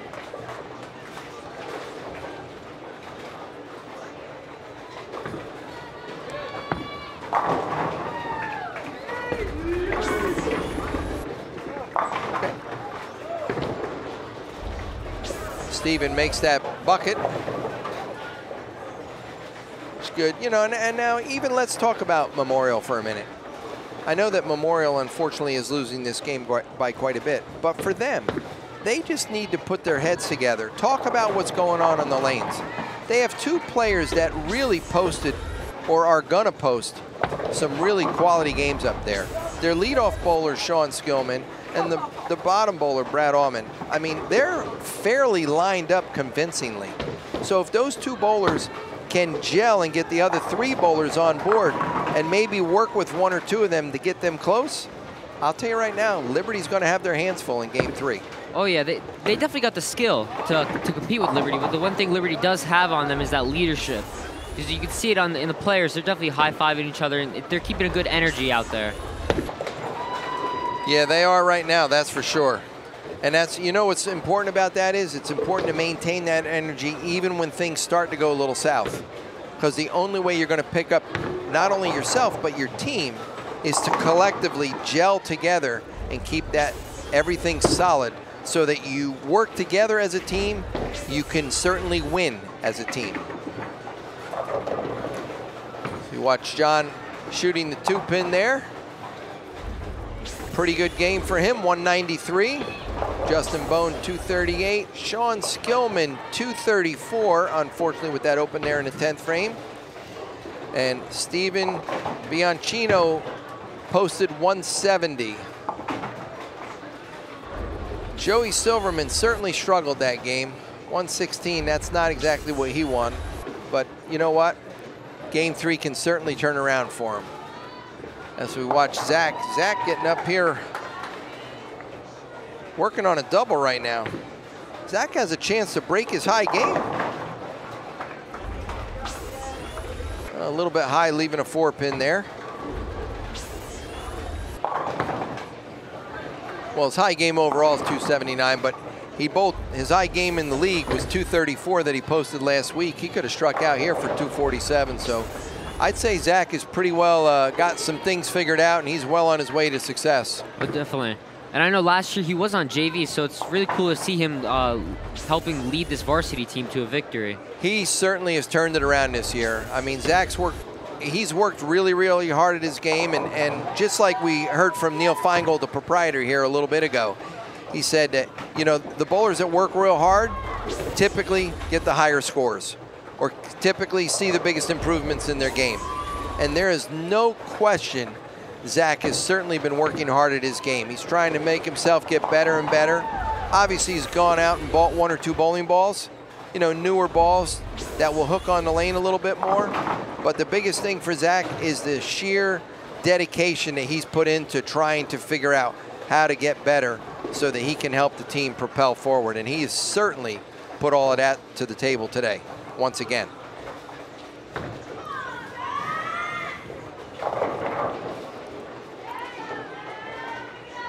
Preston Williams working on a strike here right now, looking to strike out for 269.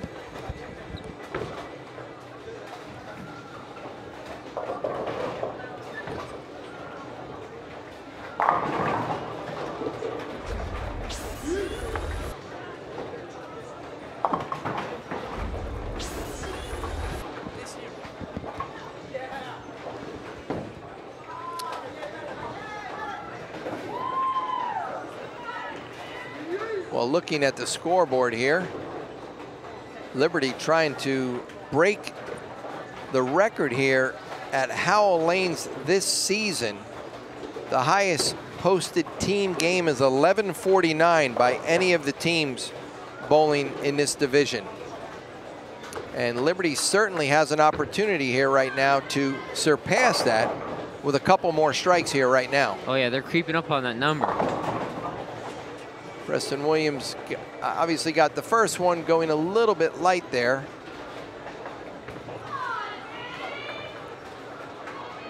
But 1149 is the record. If Preston makes his spare and Brandon can strike out, they can post 1156.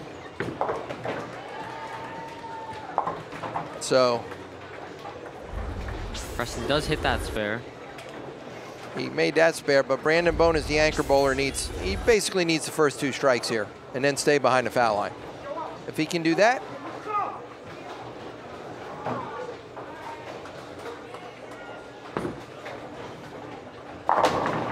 looks good. Oh, he just got it. look at the messenger here for the 7-pin as that head pin rolls across the lane and gives that 7-pin the tap, and fortunately it falls over. But this is the one that as much as he wanted that one, That one's not any good without this one. They were going to win the game. It's just a matter of the score that they post.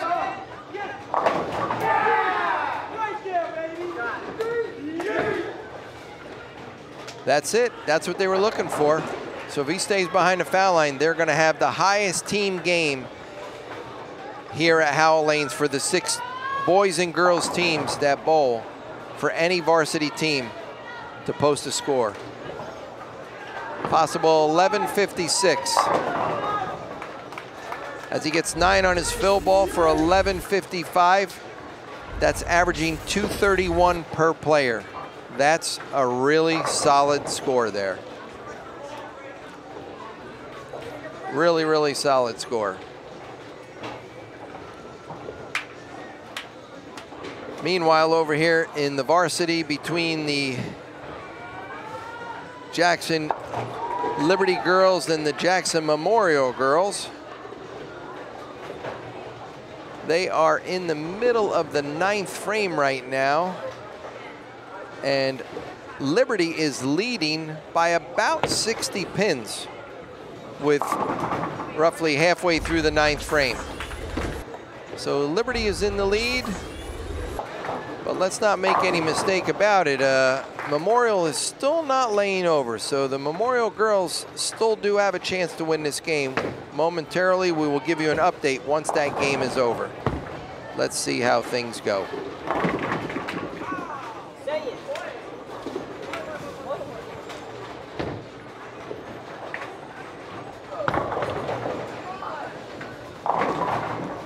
So now Liberty has taken the high game in the B South division. And now they're trying to actually break their own record of the high scratch series in B South. Let's see how that unfolds as things progress forward.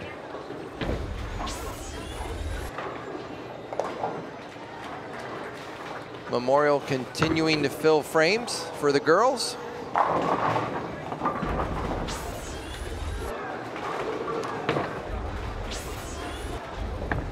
As game 3 is underway here for Jackson Memorial and Jackson Liberty. If you're just tuning in with us right now, folks, we are in game 3, the beginning of game 3 between the varsity match of Jackson High School bowling between Jackson Liberty and Jackson Memorial. So far, Liberty has won both of the first 2 games. They are trying to compete not only a 3-game sweep today, but they want to continue to a 3-game sweep tomorrow. They have to win 6 consecutive games if they are going to qualify for Shore Conference. So far they've put forth what they've set out to do. They've won 2 games, but they better continue to keep things going forward here in game 3. And for Memorial, even though unfortunately they've lost 2 games in a row, I will tell you this, that Brad Allman struggled the first game, but really got back strong game 2. And Sean Skillman, he's bowling unbelievable today. Oh yeah, every single game. He's averaging 245 or 246 for 2 games so far today. So he's definitely got it going on as we watch Steven Skillman, Sean's brother, get a strike and post a strike up on the board there starting game 3. Preston Williams, who bowled 250 last game, going a little bit high, leaving a 4-pin right there.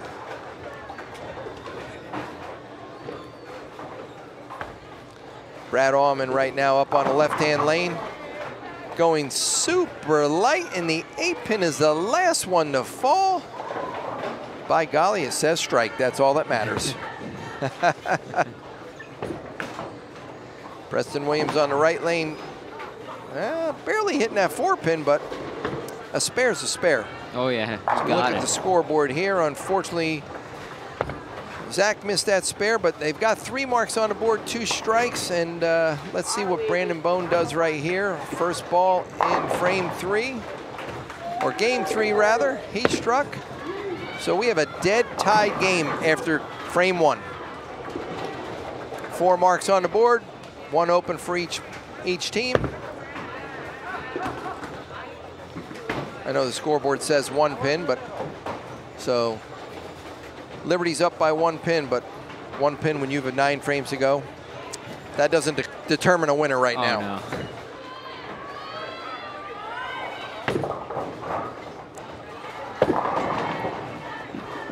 Sean Skillman leaving a soft 10 pin there on the right-hand lane. Still a pretty good shot. It hit the pocket again. Justin Bone up on the left-hand lane, leaving a 10 pin as well. So both players will have to shoot the one in the right-hand corner as Sean Skillman gets up right now on lane 4. And for the spare, a little bit left of target. Unfortunately, letting that one slip away. Let's see what Justin Bone can do.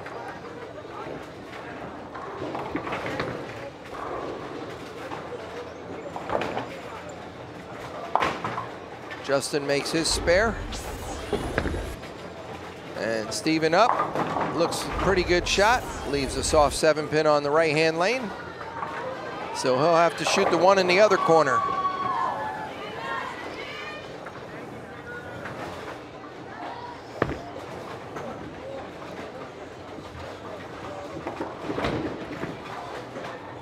The ladies over here in varsity between Jackson Memorial and Jackson Liberty. Although they still have 2 bowlers to go, it looks like Jackson Liberty is going to win this game. So that, I believe, will make it 1 match or 1 game apiece so far. As we watch John get up there and post a double for the boys varsity over here.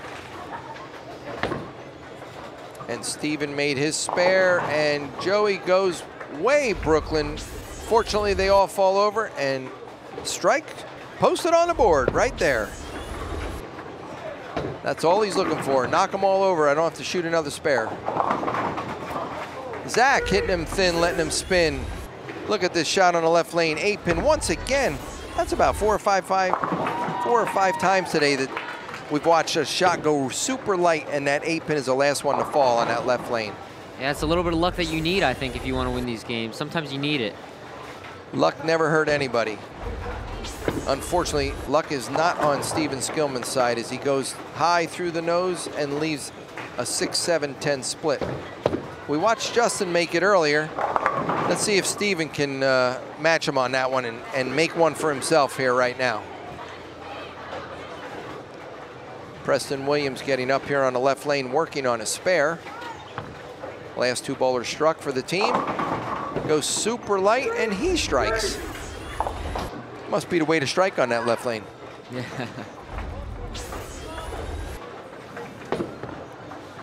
Steven Skillman, well, he gets to 2. He was on a strike, so 2 is 4, and that's not exactly a bad thing at that point. Brandon Bone up here on the left-hand lane. Throws a shot, gets it pretty wide. Pretty high flush, solid strike there. Tell you what, Liberty's still on that roll. 4 strikes out of 5 players.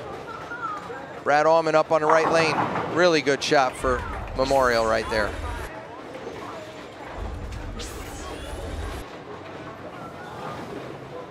So Liberty's got a really stellar frame there. The scoreboard says that they're up by 5, but in actuality, they're up by about 35 because they've got a lot of strikes working with a couple of doubles. So Sean Skillman up on the left-hand lane, goes light and splashes them around, leaving just a 7 pin. There's his ball going into the pins on that left-hand lane.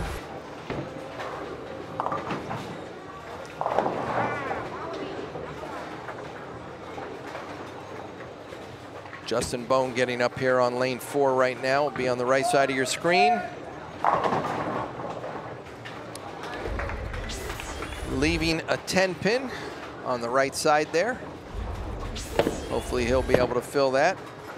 And Sean got the big hook going over there for the 7 pin, knocks it over without too much problem, filling the frame going accordingly there. And Alexis Swan over here for Jackson Memorial. She has 1 more ball to go. But like we alluded to earlier, Jackson Liberty is going to win game 2 in the varsity girls. So that match will be 1 game apiece. Justin Bone filling the frame. Steven getting up there, throwing a strike up on the board. Trying to give Memorial a little bit of a boost here right now. That would be nice. They need a little bit of They do, yes, a little bit of help. Oh my goodness. John getting very, very fortunate there to roll out the 2-pin. That ball went extremely light into the pins and rolled the 2-pin forward. Joey throwing another strike there right now. That's a double for Joey. As we watch Zach get up here on the right-hand lane, working on a strike. Looks pretty close. What a great shot for a ring in 10 right there for Zach. It was just like you were saying before, what is it? It doesn't matter how perfect you can hit it, sometimes there's just gonna be that one that doesn't fall. It's exactly what can happen sometimes. You know, when you look at some of the strikes this frame so far, fantastic shot by Steven Skillman. But you look at some of the shots that they're knocking them all over. They may not be the best, but they're rolling right through the pins. If your ball picks up the right roll and the pins do the right thing, you're going to get fortunate and knock over those strikes. But I'll guarantee you that Steven Skillman is extremely happy with that last shot he threw. Zach shooting a 10-pin. Great spare for Zach. Brad Allman working on 2 strikes here up on the left-hand lane. Coming up a little bit light, leaving double wood there.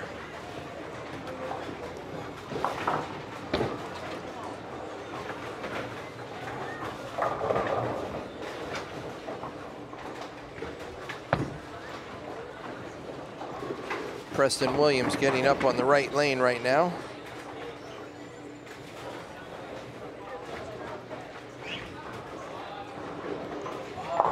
Working on a strike, coming up light, leaving the 2-4-5.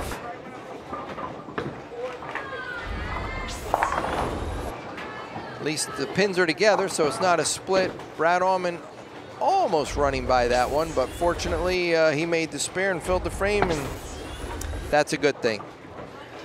Memorial posts 5 marks plus 1 double on the board, so they've got 6 marks for the frame. Preston, oh, chopping the spare. Not what he wanted to do at that point. Brandon Bone working on a double here, coming up on the right-hand lane. If he can get a strike right here, both teams have 6 marks for the game. That's not a good shot right there. That one broke loose and hooked high, unfortunately leaving the 4-6 split. If you watch the ball on your right side of your screen right here, it goes a little bit high. And unfortunately, he's got a little bit of a disaster there. Oh yeah, it's gonna be a tough one. It's gonna be a nearly impossible one. The biggest thing for Brandon right now is to make sure that he gets 1. He's working on a strike, so one of those pins counts as 2. It's basically gonna make this game almost an even game right now. So we'll look at the scoreboard here. You got 4 marks, you've got 6 for the other team. So Memorial's going to pick up 20 pins. Yeah, it's a 30-pin game, and with 20-pin advantage going to Memorial, it's actually Liberty has a lead by 10. 10 pins after 3 frames. 4th frame coming up right now. Justin Bone on the left lane. Leadoff bowler for Liberty. Fantastic shot right there. No 10-pin on that ball. No. He'd like to get a couple more of them. Sean Skillman trying to get back on the track here. Little bit light, leaving the 2-4-8.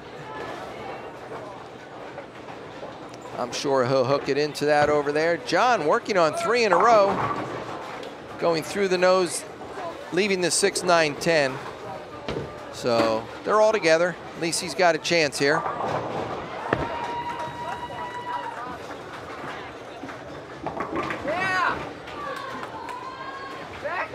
Sean Skillman shooting the spare, hooking it out. Oh, coming up a little bit light, getting the 2-8, leaving the 4-pin. So an unfortunate open frame for Sean Skillman. He hasn't had many of those today. No, and he's got to make sure that he doesn't get down on himself after that one. He's been having a great game. He's just got to look forward because there's still plenty more to play. Really is. He's got a long way to go, and as good as he's been bowling today, lanes, obviously, like we talked about, they're probably changing a little bit. But if he can bear down and get back on his game, he's bowled 2 fantastic games the first 2 games. You don't want to let it all slip away here in the 3rd game. So Steven getting 9 there on the right lane, trying to shoot this 4-pin, hook over a little bit. Oh, slipping by the 4-pin, unfortunately missing that spare. And meanwhile, for Liberty, after Justin struck, John went high and made his spare. Now Zach has gone high too, leaving the 3-6. He's going to try to get his ball over there to the right side of the lane and see if he can't pick up these 2 pins. Chopping the 1 straight back as we get another great look from inside the truck outside of Howell Lanes. JTV bringing all this to you live. All the hard-working crew out there in the truck. Hats off to all of them for making this possible. If you would only know the work and heartfelt dedication that they put in, not only for today, but for many a days that they're out here on the road bringing JTV to you live at most of the sporting events around the Jackson metropolitan area. Preston Williams going strike, leaving a 7-pin there. Joey Silverman on a double, leaving just the 6-pin, but making the spare, which is very good at this point because you don't see a lot of strikes for either team right now. So once again, the lanes are changing a little bit, and for the fact that the lanes are changing, now it's going to become a spare game. So all the players have to bear down and make their spares, pretty much like Preston Williams just did right there. Emily Fogarty throwing a convincing strike over there in the right lane.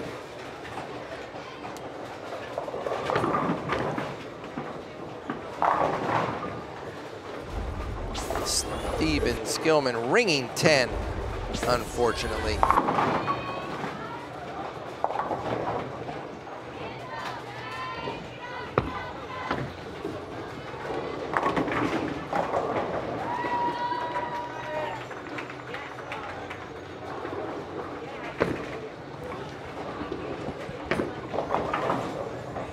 Brandon Bone going high, leaving the 4-7. Steven picking up the 10-pin. Like we said, making those spares is going to be a big thing right now. Filling frames. So as many strikes as all the players were throwing before. Let's see what Brad Allman does here as the anchor bowler for Memorial here in the 4th frame.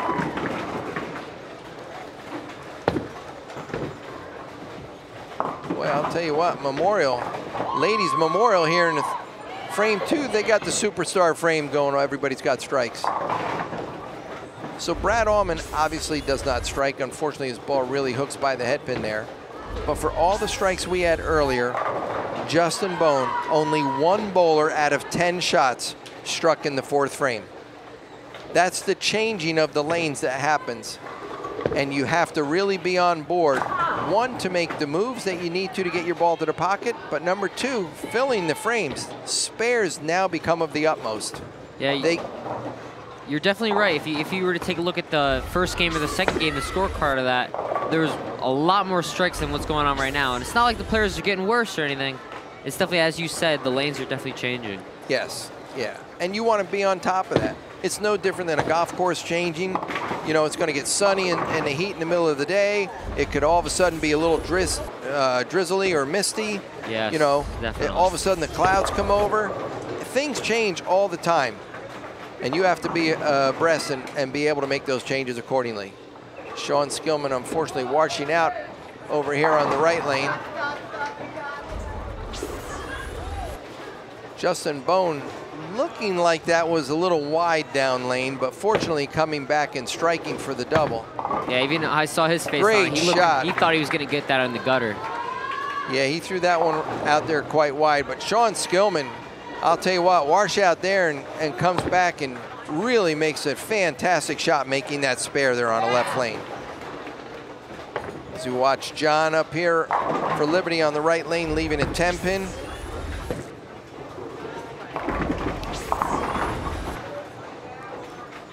And Steven goes a little bit high right there, leaving the 6-10.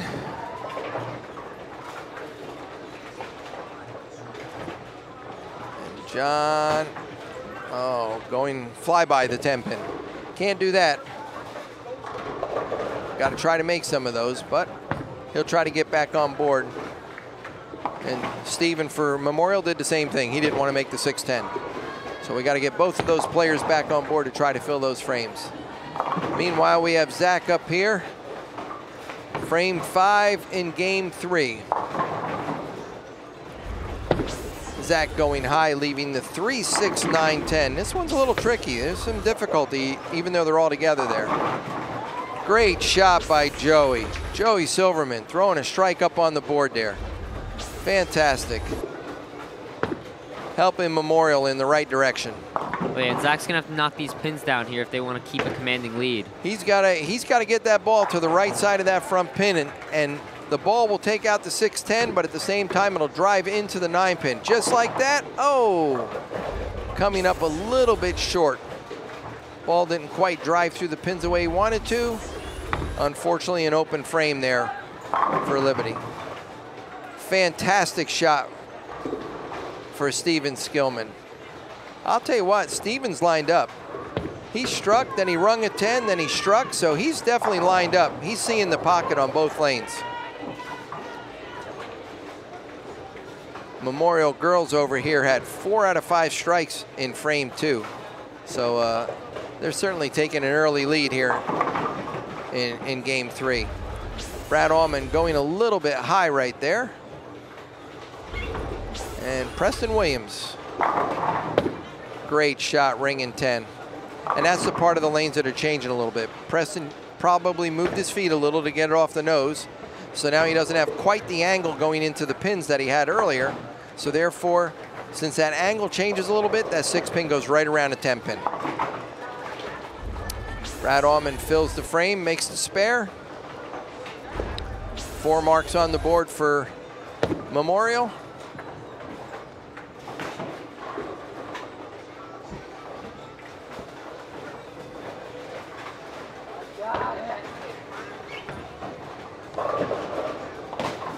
All right, spare. Even though he didn't hit it by a lot, he did make the spare. Oh yeah, he just nicked that one. Yep. That's all he had to do. And Brandon Bone, the anchor bowler for Liberty, getting up here on the right lane.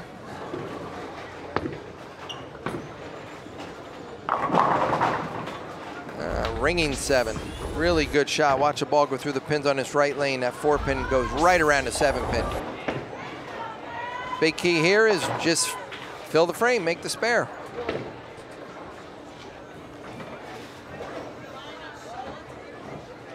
He fills the frame and makes a spare. Each team has 4 marks. There you go, halfway point. Halfway point, Liberty is up by 22 pins, so theoretically it's still anyone's game. And once again, that frame, only 3 bowlers actually struck out of the 10. But the biggest one right now is Justin. Justin working on a double here on the left lane. This really will help Liberty and can make a statement somewhat. There it is. He's the only one really with any kind of string of strikes right now. Oh yeah, he's gotta maybe teach his teammates how he's doing that right now. Yeah, well, he's trying to do his share, and if he can do his share and keep up, he can keep the positive mojo going for the team itself. As we watch Sean Skillman go a little bit light, leaving the double wood right there on the right-hand lane. John, meanwhile, throws a fantastic shot. Unbelievable, John Wannett up there. What a shot there in the 6th frame. Sean Skillman hooking at the double wood, makes it pretty easily. Filling some frames. He wants to get back on that strike train, though, I'll guarantee you that.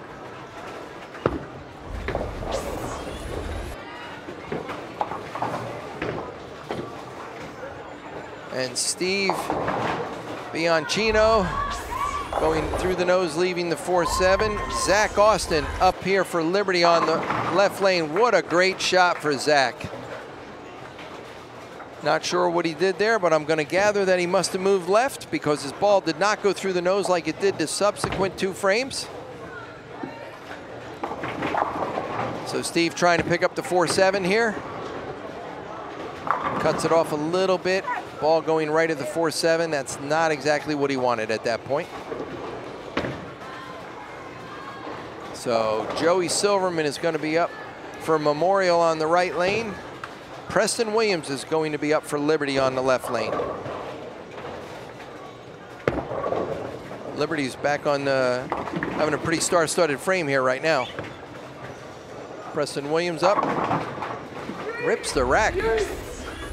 Looks like they're starting to figure these lanes out. They're, yeah, collectively, I'm gonna guess that they must be working together as a team. They have to be. Yeah. Because if they're not, it's pretty amazing that they've got 4 strikes on the board, considering that it's only been 4 strikes total out of 20 shots. The 2 frames prior to that. Joey Silverman throwing a shot, decent shot in the pocket, unfortunately leaving the 5-7. Brandon Bone throwing a great shot there at the end. So Liberty is really on board here in frame 6. They've got a lot of strikes on the board. It certainly seems like they've got the mojo going in their favor right now, but they don't want to slow down because slowing down at all, this Memorial team's gonna be right back on it. Oh yeah, and Memorial's definitely seeing this, how good Liberty's doing right now. They got to be picking up the pace and trying to knock down a little bit more pins than normal. Yep. Almost gets that second one right there.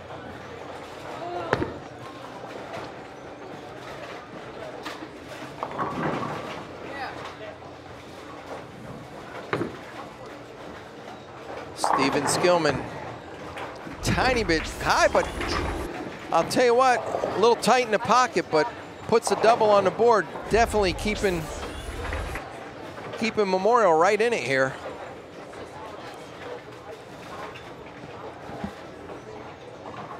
And Brad Allman, the anchor bowler for Memorial, getting up right now. Oh, yeah, I guess. Looked like he moved in deeper to try to make sure that his ball didn't hook too early, and unfortunately that ball never picked up on the lane. It just kept right on going. Thank you.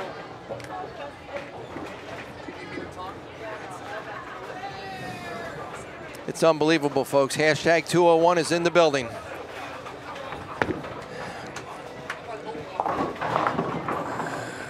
Brad, unfortunately, not getting the ball far enough left of the head pin, but getting 3 instead of making that washout there. So 3 marks on the board for Memorial. 6 marks on the board for Liberty. 33-pin game now turns into a 63-pin game, and all of the bowlers on Liberty are working on strikes. If they put a superstar frame in here right now, it will be very, very hard for Memorial to come back. They started off just right. Yeah, Justin Bone keeps the momentum going for them. And Sean Skillman goes a little high, unfortunately leaving the baby split. Not exactly what he was looking forward to.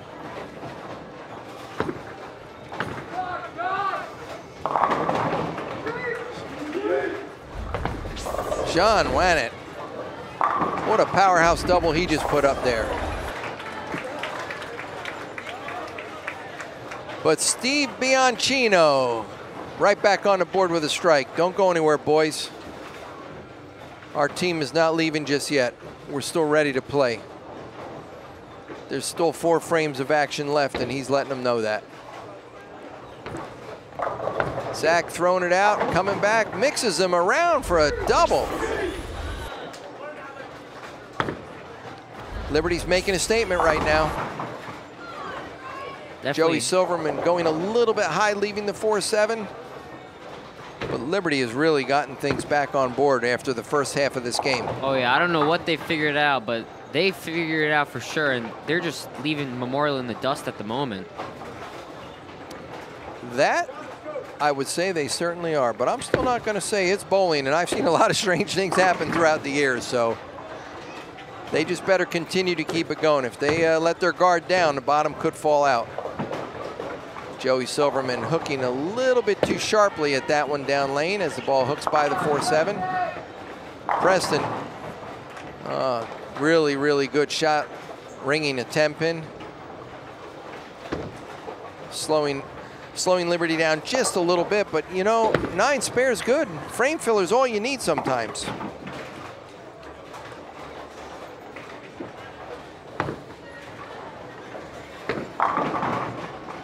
Good shot for Steven Skillman. A little bit of a soft 10, working on a double there. Boy, I'll tell you, that triple right there, an additional strike would have certainly helped Memorial.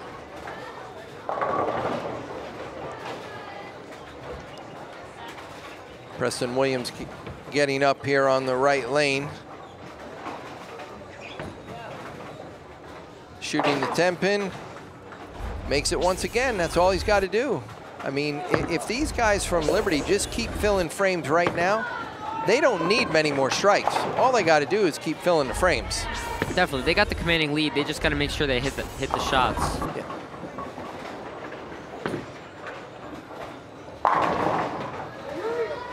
Now, you've seen that shot there. I got to go back to Steven Skillman. His ball, he shot at that 10-pin a minute ago, and the ball slipped in the gutter and bounced out. Okay, good shot by Brad Allman, but his ball went into the gutter and bounced out and hit the 10-pin. And just so that people know, in bowling, that unfortunately counts as a miss. When your ball enters the gutter at any given time, it is 0 for that delivery. So Sean Skillman hits him thin, let him spin, bounces around, and puts a strike up on the board. Meanwhile, Brandon Bone doubled. I'll tell you what, unbelievable, the last 10 shots by Liberty. They've got 9 strikes posted out of 10 passes at the ball with a ringing 10 and a filled frame. Justin Bone in the 8th frame here right now. That's gonna put a little chink in the armor, but the big thing for Justin right now, even though he's got a big split looking at the other end, he's on strike. Get 2. 2 counts as 4. That's all he has to do. The team is up by a pretty, let me say, fairly comfortable lead. By no means locked in, but if he can get up there right now, I would tell him just get the 2 pins. 2 counts as 4. You're working on a strike. Unfortunate open frame there for Steven. Justin's going to throw it hard and try to bounce it out and around, and, well, he gets his 2. That's all he needed to do at that point. Yeah, and we've been talking about how good Liberty's been doing, but if you go over on the other side and see what Memorial, they haven't been really doing that good. They haven't been holding their end right now. They've been missing quite a few spare opportunities, and not as many strikes, of course, as Liberty. They've been on a roll at that point. Yeah, but the spares, you know, filling those frames and those spares, they hang your team in there. There's nobody that I've ever seen that throws continual strike after strike after strike. And in a given game, maybe somebody will. But when you look at a 5-person team, they're unfortunately going to have bad shots or open frames. And you got to be willing to take advantage of that. Sometimes taking advantage of that is by throwing 2 or 3 strikes in a row. But as you can see by the scoreboard right now, sometimes you can take advantage of that just by filling a frame and making a spare. So that's 2 opens in a row right now for Liberty. And when you look at the scoreboard, unfortunately, Memorial only has 1 mark in the last three bowlers as well. So it makes a significant difference when you're trying to pick up some pins somewhere.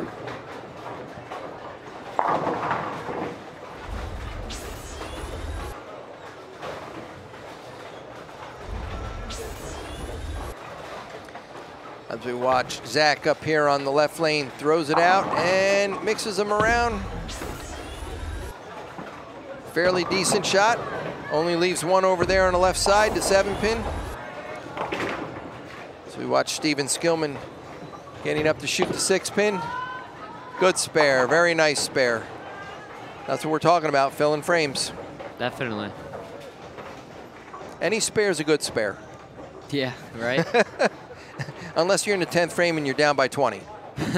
and your opponent's still striking. Then it's not going to do you a whole lot of good. Zach filling the frame there. That's pretty decent.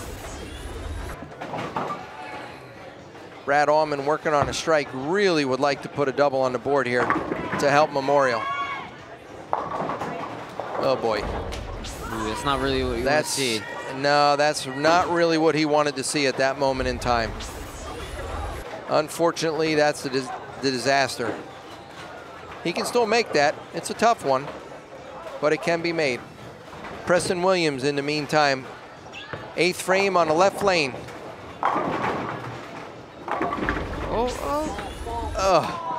Gets the wobbler. Certainly gets the wobbler accordingly.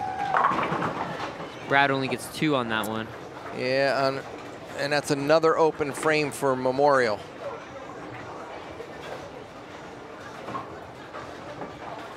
With only 1 strike working, only 2 marks for Memorial.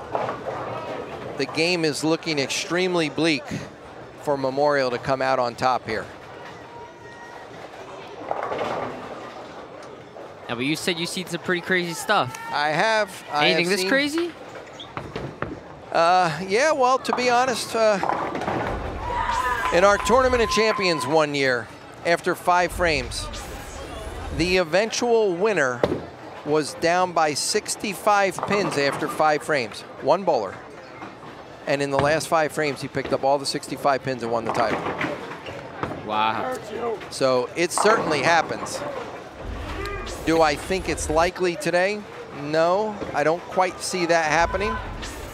I mean, Liberty is up by 137, and they have 1, 2, 3, 4 marks to 2, so they're really up by 157 with 2 frames to go.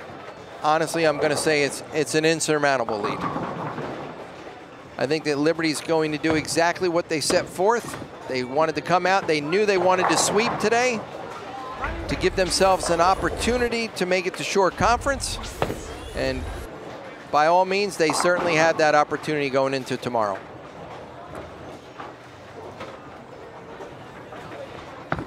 Sean Skillman, his ball in the left lane there, breaks loose from the lane, going high, leaving the baby split. Justin Bone throwing a fairly good shot, ringing at 10. Maintain composure and make it, but when you drop the ball off your hand, unfortunately, you're going to miss it. Yeah. If you don't drop it in the right spot. And Sean Skillman making a great shot at that baby split. So once again, we talk about little subtle things. Justin has a spare open opportunity. Sean makes a spare. That's 10 pins. Unfortunately, when you're down, your team is down 150, you want to start throwing some strikes on the board. Steven going light, leaving a bucket combination.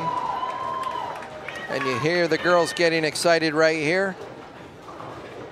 Well, they're getting excited because they just watched Jasmine Brodowski throw a triple, helping Liberty, or trying to help Liberty forward. Unfortunately, they are down 55 pins after 5 frames of competition this game. Emily Fogarty posts a double for the ladies over there for Memorial. Meanwhile, back at the boys' action, great shot by Zach, ringing 10.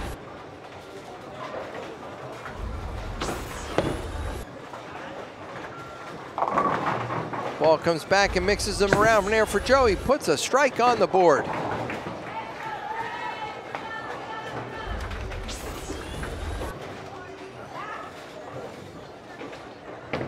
Aaron Drake over here for the ladies, working on a double. Goes through the nose, getting 8 pins. And Zach Austin a little bit too far out there, lets that 10 pin slip away. Well, see, something that simple. Now we got 3 marks on the board for Memorial. Steven Skillman going through the nose, breaking it down to leave just a 6-10. Preston Williams going to get up here on this right lane here in a minute. He's left a couple of 10 pins the last 2 shots. I got to believe he's going to try a little something here to try to get that pesky 10 pin to fall down. Steven fills the frame, makes the spare.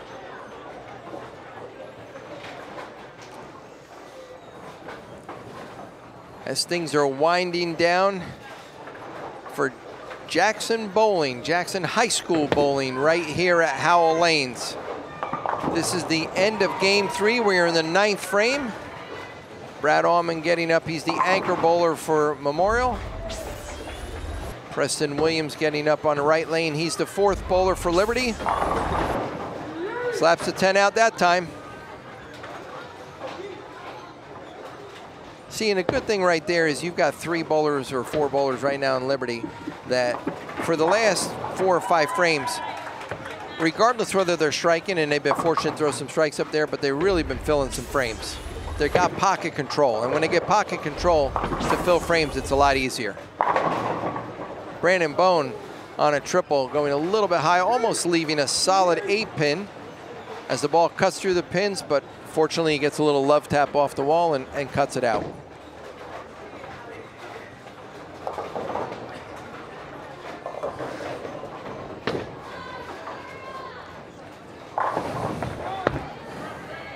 Liberty up by quite a few pins here going into the 10th as things wind down. Got a substitute bowler in there for Memorial. Not sure who just came in, but the good thing is he's getting a shot in. Justin Bone going extremely high, tripping out the 4, 6, 7, 10.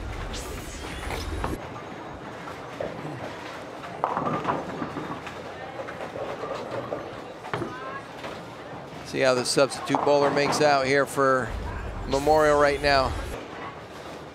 Goes a little bit high, leaving the 6, 7, 10.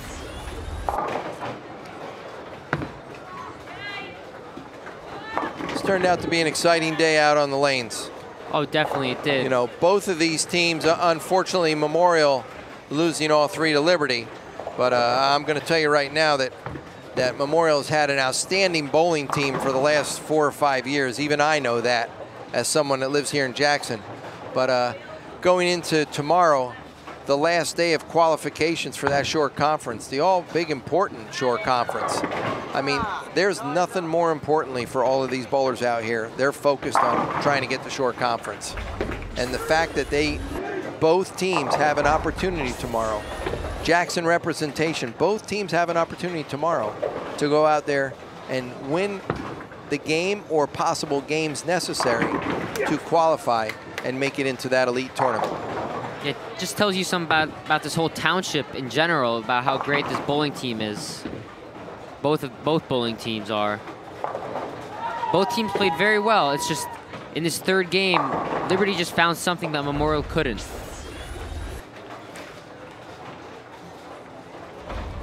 Yeah, they had a couple of unfortunate errors and you know, some missed spare opportunities, but they certainly gave themselves a chance. And by working together and gelling together, and it certainly doesn't mean that Memorial wasn't, because I believe that Memorial was trying to do that. But unfortunately, they did not see the lane as clear as Liberty did. Liberty, because we seen there was at one point in the game that nobody could throw strikes, or hardly any. That's right. Liberty was able to figure something out and get their team on board that made the ultimate difference here as the game was to unfold, especially there in the middle, or the heart part of the game there, where Liberty at one point had 9 out of 10 strikes.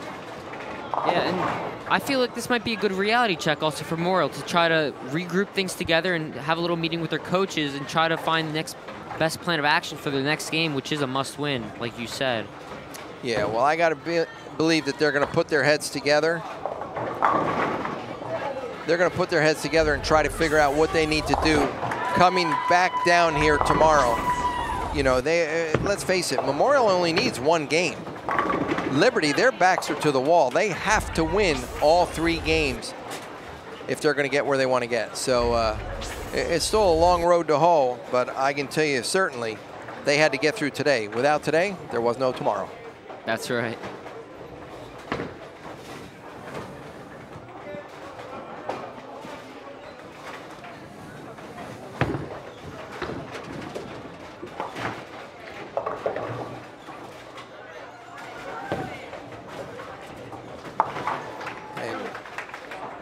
John Wanek gets up there and makes his spare for 199.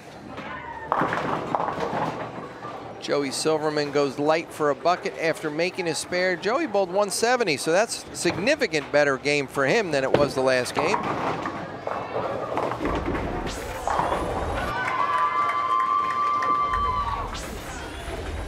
And meanwhile, for Zach, the third bowler for Memorial, you know, it wasn't his stellar game, but I'll tell you right now, he certainly propelled the team to win those first two games. And like we always say, it's a full, completed team effort. So he did his part, and fortunately for him, the team did their part this game to do what they needed to do. And his 160 certainly helped them get to where they're going to get to at the end of this game.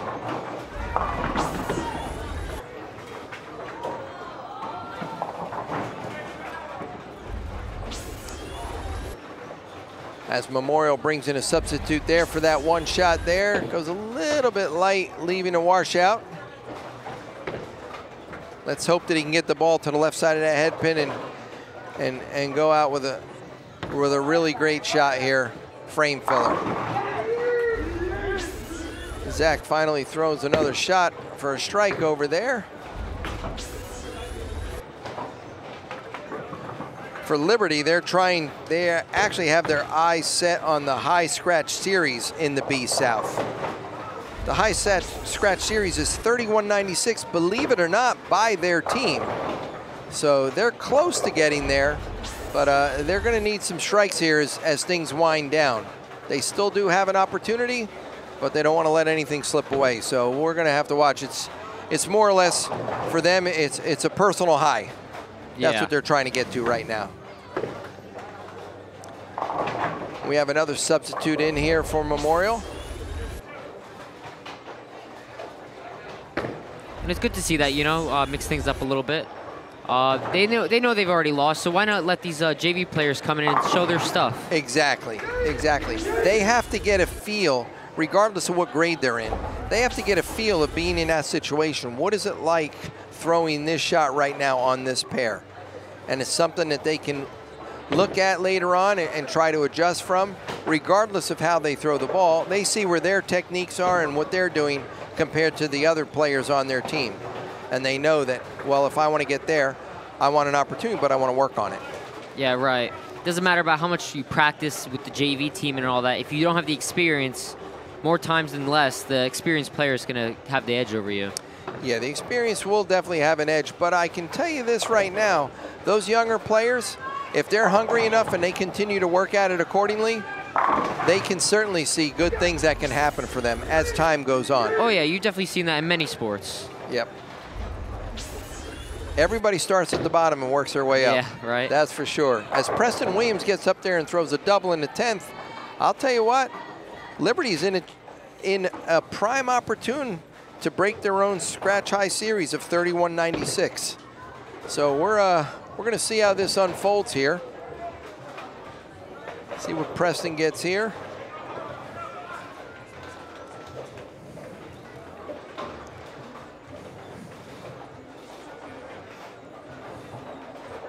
They can't quite be trying to talk about figuring out lanes now. Must be just talking about Preston throwing two strikes and Brandon having a chance when he gets up there.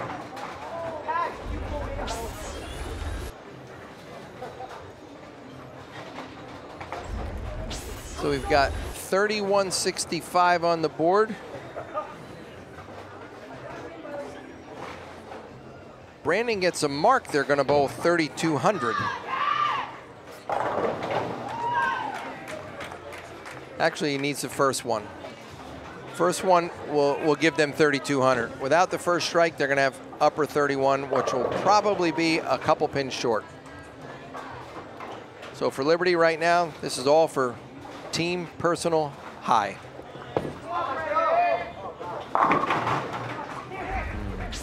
Well, I hate to say it, but that was absolutely awful. Yeah, a little bit too high there. Yeah, that he didn't throw his best shot there. Pressure might have got to him. I think he knew it was riding on that one there. Yeah.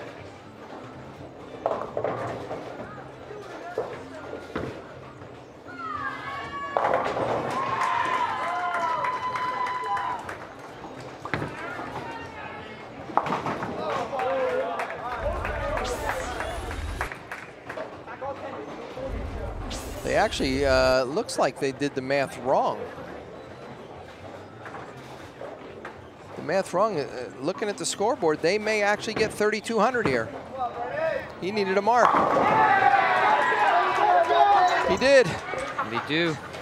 Evidently he did. 32.03. 32.03, so the math was wrong, so they broke their own high series. Well, congratulations to Jackson Liberty. What an outstanding day on the lanes, going 3-0 against Jackson Memorial and giving themselves a chance at the all-important Shore Conference divisional title as things progress. We'll have to see how things go for tomorrow for them, but for today, for everyone that tuned in, thanks a lot for showing up. We sincerely appreciate it. On behalf of Jackson and JTV, I will say this is Parker Bone. And I'm Connor Kavas. And we sincerely appreciate you tuning in as you look at the Sky Sport right there, taking a view at night of Howell Lanes. We will look forward to seeing and talking to you the next time. Until then, have a great night and stay warm.